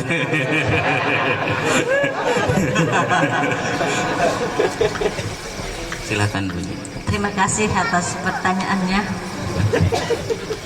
Sebenarnya banyak hal yang ibu takutkan terhadap Kiai. Makanya kenapa ketika Kiai ulang tahun itu ibu menangis. Yang jelas ibu takut kehilangan. Masya Allah, ini jawaban yang sempurna. Iya, karena kita tidak muda lagi. Usia kita mungkin bertambah, sebenarnya yang sesungguhnya adalah jatah hidup kita yang berkurang. Ibu tidak bisa membayangkan kalau hidup ibu ini tanpa beliau gitu. Apalah jadinya saya. Iya, ibu takut dengan kesehatan beliau, itu yang nomor satu. Karena kan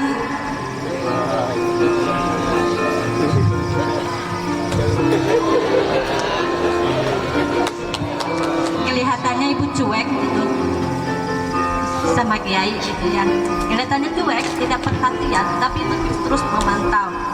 Kadang kalau beliau lagi makan yang seharusnya tidak beliau makan ataupun berlebihan, karena ini berkaitan dengan kesehatan beliau, hati ibu ini sebenarnya berontak. Ayah jangan makan ya gitu. Tapi ibu tak sanggup untuk mengomong itu, mengatakan itu nggak sanggup. Tapi beliau hebat, beliau unik, luar biasa dengan keyakinan yang beliau punya.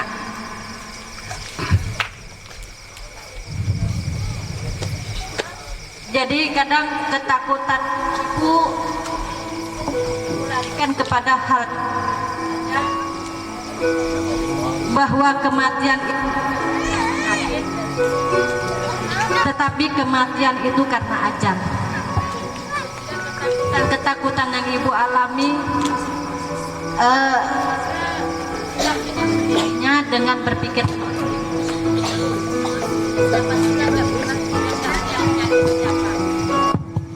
dari kita ini pasti punya ya. Jangan sangka kita yang sehat ini nggak ada penyakit di dalam tubuh kita, pasti punya. Tetapi obatnya adalah kembali kepada diri kita, bukan obat yang kita beli. Bahkan orang kesehatan sendiri pun mengatakan begini. Maaf agak sedikit cerita, tapi ini buat kita semua ibu-ibu. Ketika ibu melahirkan Inu, darah ibu itu tinggal 40. Yang secara akal medis ibu itu dibawa nggak sampai ke Tembilahan, paling hanya sampai di jalan. Tapi alhamdulillah semuanya atas izin Allah. Setelah diimpus naik tensi ibu jadi 60. 60 itu masih lemah, nggak cukup untuk di diri kita, sehingga kita membutuhkan darah 6 kantong. Dan waktu itu 6 kantong itu di rumah sakit yang golongan darahnya B+, itu ada 3 orang. Yang sudut sana 9 kantong, yang di depan ibu 6 kantong, ibu sendiri 6 kantong. Sangat minus sekali di PNI darah golongan darah B+ waktu itu. Alhamdulillah Kiai banyak punya relasi, ibu dapat, yang punya ibu dapat terpenuhi dengan semangat yang ibu punya. Alhamdulillah dengan izin Allah ibu bisa masih berada sampai sekarang ini dan masih bisa mendampingi beliau dengan kekhawatiran yang ibu rasakan dengan kesehatan beliau. Jadi doa ibu dimanapun dan kapanpun, ini nggak pernah ibu ngomong. Kata mungkin kadang Kiai merasa mungkin beliau kurang perhatian dari ibu, tapi sesungguhnya dari jauh sekalipun kadang kita gengsi mau ngomong kita ini perhatian gitu, karena beliau sendiri orangnya yang bukan yang begitu gitu. Kita lihat gitu bagaimana sih karakter Kiai gitu kan. Jadi masa sih kita mau kayak nggak masuk, nggak klop gitu. akhirnya kita pahami aja karakter Kiai yang bagaimana kita embody. Tidak pernah ibu ngomong, ayah mama takut deh kehilangan gitu, tidak pernah. Tetapi kita cukup memberikan perhatian-perhatian yang jelas untuk kesehatan beliau, dengan cara tidak membebani dengan hal-hal yang tidak harus beliau pikirkan gitu.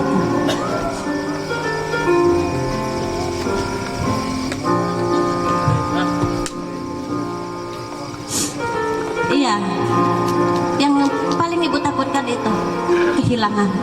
Ya. Makasih. Terima kasih Bu Nyai. Intinya ya,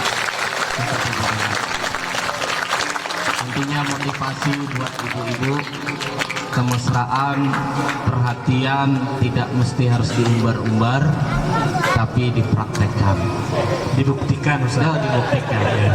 Dibuktikan dengan perbuatan kita sehari-hari Ustaz. Baik, terima kasih. Mengakhiri dari soal tadi, maka berakhir soal-soal dari kami. Namun sebelum itu Pak Kiai dan Bu Nyai, kami meminta tanggapan dari Pak Kiai dan Ibu Nyai tentang video berikut. Silakan.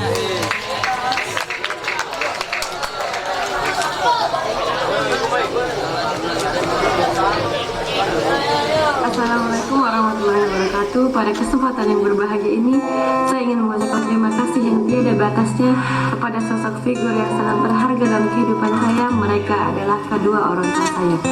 Dia ayahanda dan ibunda saya yang tercinta.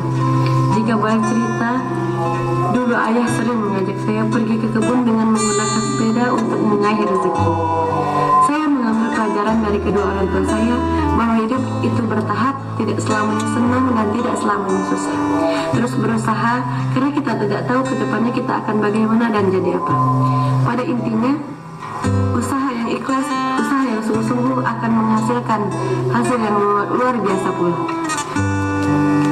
Sekali lagi terima kasih kepada ayahanda dan ibunda yang tercinta. Tanpa doa mereka saya bukan apa-apa. Secara zahir sukses memang karena usaha, tapi ingat, tanpa doa dari orang tua kita bukan apa-apa.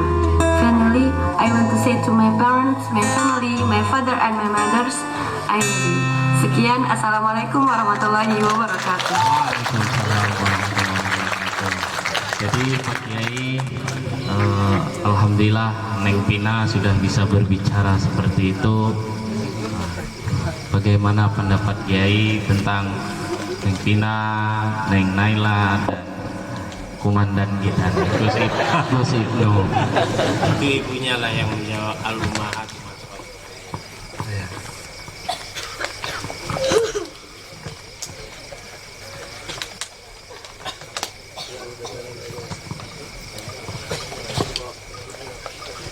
Kalau ibu yang jawab, itu nanti ibu nangis lagi. Karena cerita masa lalu itu sedih.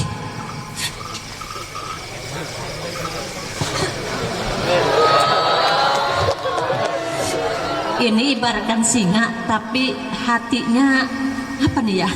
Pink gitu ya. Iya. Di masa Pina lahir, alhamdulillah kami menikah udah punya rumah. Tapi ya rumah gitu. Waktu itu masih menghonor di Nurul Hidayah, yang honornya Kiai 150.000 satu bulan dan ibu 100.000, 90.000, kadang 50.000. Dan Pina ini alhamdulillah lahir melacung, kata orang Banjar. Kalau kada disambut tahantuk tawing. Itu Pina lahir. Dan yang ngajari Pina ngaji itu Kiai. Sampai menangis Pina tuh tak berhenti Kiai ngajari ngaji. Dari kecil kurang lebih kayak Ino, diajarin cepet bisa. Waktu Pina lahir kami belum punya apa-apa. Beli sepeda harga 400.000 itu masih ngutang. Sepeda ngeridit sama ibu Ipat, kakaknya oleh Ustazah Nopi. pulang ngajar jam 12, sholat zuhur, makan jam 1, ngayuh sepeda lewat Parit 10 ke Pilang, ke Parit Minang, behuma. Kita gilirannya mairik bani. Ustadz, saya berumur-umur nggak pernah behuma Ustadz di Tungkal. Setelah kesini Ustadz saya behuma. Jangankan mairik bani. Ya, tapi alhamdulillah ada rezeki di situ. Ada suatu saat ketika Pina itu kan minumnya SGM. Setelah 2 tahun SGM, makannya biskuit Milna, makanan orang sugih. Dan kita honornya, bahasa gaulnya tuh gajiannya Ustadz masih lama. Jatah uang yang ada tinggal 20.000. Ayah, ibu bilang kan, duit kita tinggal 20.000. Susu Pina hampir habis.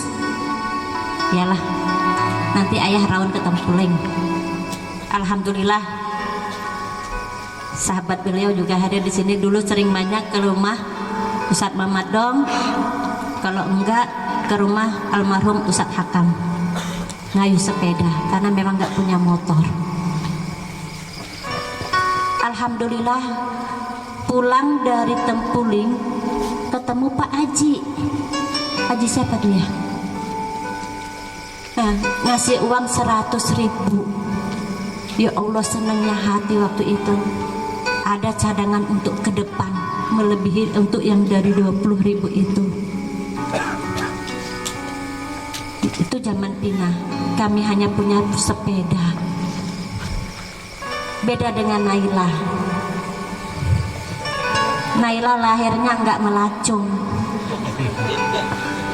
tapi seret, karena tak ada air ketubannya. Yang ada hanya darah, keluar sedikit. Ketika bagian kepalanya keluar, sangka ibu dah keluar semua, ternyata belum, bahunya belum keluar. Karena Naila itu tidak direncanakan. Iya, Naila lahir tidak terencana, karena hamilnya Naila itu tidak tahu. Tahu-tahunya udah 5 bulan. Masya Allah. Nah, itu Naila. Jadi kalau antara Pina dan Naila ada perbedaan, itu wajar. Iya, itu Naila. Alhamdulillahnya pula Naila lahir itu kita udah punya motor. Waktu itu membeli motornya kalau nggak salah teman Kiai juga di Tembilahan, tukang ojek Ilyas ya. Ilyas, harganya 8 juta. 8 juta itu motornya pagi dibawa pulang, pagi besoknya datang mamanya ke rumah kita ngambil motor itu lagi, karena anaknya jual motor gak bilang sama mamanya. Akhirnya kembali lagi lah uang kita yang 8 juta tadi. Baru kita nyari motor baru lagi. Alhamdulillah udah punya motor. Dan Naila itu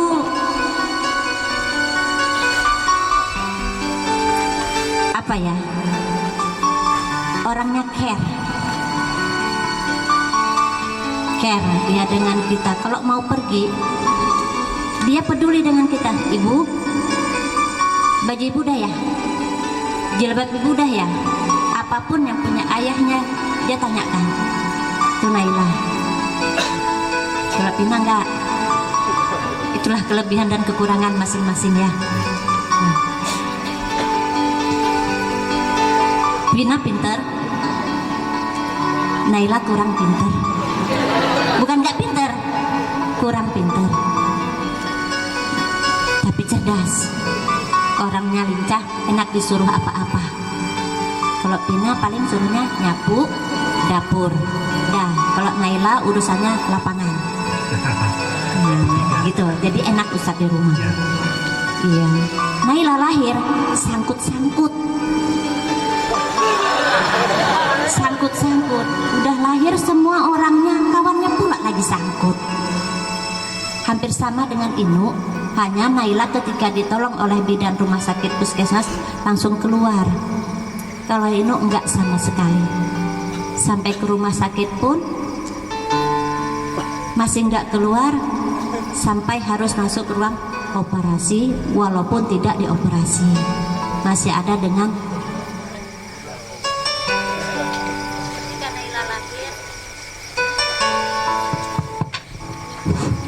Naila lahir, kita udah punya motor, dan bedanya dengan Inu lahir udah punya mobil. Nah, alhamdulillah. Jadi intinya adalah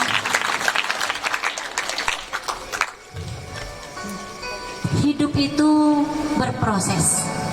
Ya Ustaz Azmi, jangan melihat ke atas dulu, lihat ke bawah dulu, baru kita akan nampak yang di atas. Begitu. Itulah kehidupan kami yang tidak seperti membalik telapak tangan. Penuh pengorbanan, penuh perjuangan, termasuk pondok ini. Alhamdulillah. Dan niat Kiai pun, ini mungkin banyak yang tidak tahu, sebelum menikah Kiai udah punya cita-cita mau membangun pondok.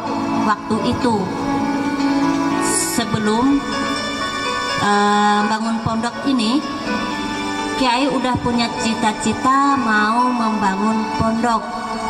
Karena Kiai ini kan banyak ditaksir sama orang cewek-cewek kaya.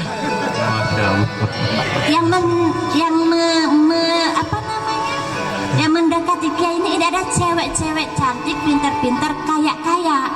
Masya Allah, baru tahu kami ini. Nah, makanya ibu kasih tahu. Iya. Bahkan sampai nenek-nenek pun mau menjadikan beliau pangeran yang punya angkot banyak. Berapa waktu itu ya angkotnya? 21 angkot Bogor di William. Ini sedikit cerita biar keponya itu terobati lah, karena ibu tahu dari pertanyaan-pertanyaan yang ada. Jadi yang banyak sama yang naksir beliau itulah cewek-cewek cantik dan cewek-cewek kaya. Kenapa ibu yang dipilih? Ada tadi soal di sini Bu, cuman kami nggak berani bertanya. Ya, karena ibu tahu mengobati kekepoan kalian. Ya, sebenarnya Kiai ini kan pulang mau bangun pondok, ada niatan itu.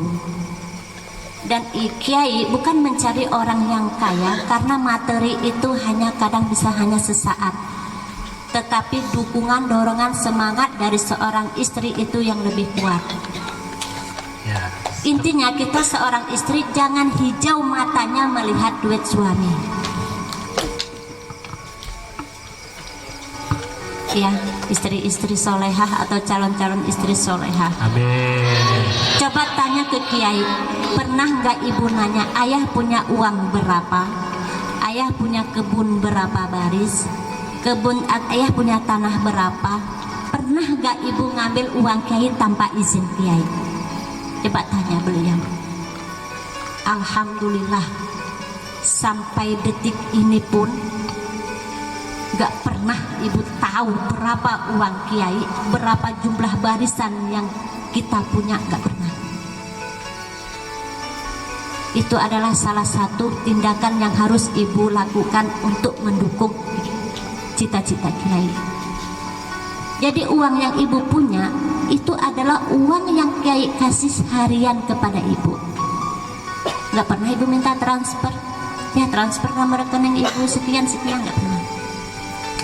Hanya harian, kadang dikasih 500.000 untuk dapur dan anak. Gak pernah yang ini untuk ibu sekian, untuk anak sekian, untuk dapur saya gak pernah. Biar ini sama-sama kita belajar. Gak pernah. Pernah nggak saya ibu ngerewelin Kiai? Nggak pernah. Mungkin banyak ibu-ibu di luar sana yang berani dengan suaminya, yang berani berontak suaminya. Saya jangankan ngebentak Ustaz saja, hanya kadang mungkin kita hanya ada rasa kesel gitu aja, karena apa tidak sesuai dengan yang kita kehendaki gitu. Cuman kesel kesel aja gitu. Tapi kalau untuk bertengkar, alhamdulillah kami nggak pernah. Alhamdulillah. Karena kita punya prinsip, kalau yang satu marah, yang satu diem.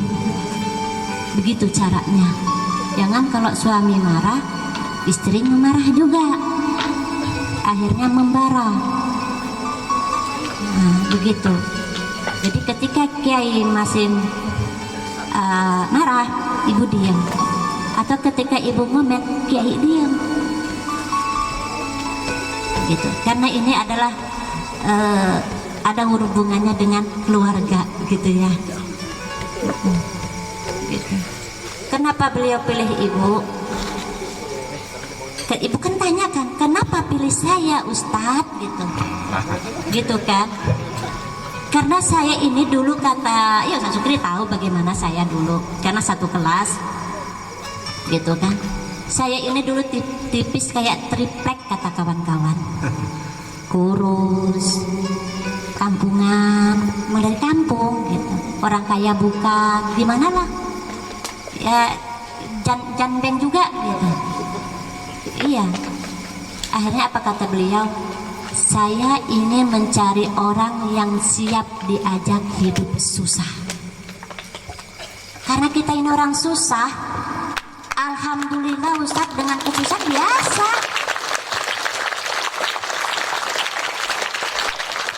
Ini mudah-mudahan jadi motivasi buat ustadz-ustadz yang masih jomblo, yang pengen mencari pendamping.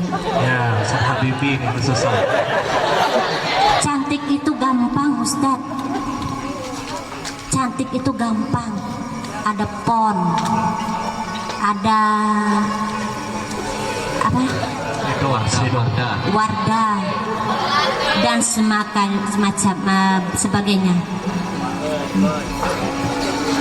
Tapi carilah istri yang siap untuk hidup susah dan gampang diatur. Bukan istri yang ngatur suami, tetapi suami yang ngatur istri. Nah, itulah sekelumit, kalau diceritakan panjang. Itulah sekelumit cerita kehidupan kami yang tadinya ada Neng Pina. Alhamdulillah kami dikaruniai anak yang soleh, mudah-mudahan soleh dan soleha. Amin. Bisa meneruskan jejak langkah kami ke depan. Amin. Makasih. Terima kasih.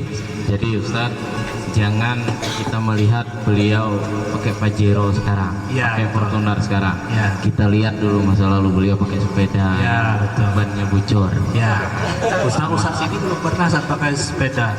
Jadi pakai Langsung pakai motor. Oh, Jadi kalau pengen punya Pajero pakai sepeda dulu. Ya, iya Pak. Iya ya. Alhamdulillah para santriawan dan majelis guru, ya pada malam hari ini setidaknya kita selama ini belum tahu bagaimana kisah dan perjuangan beliau.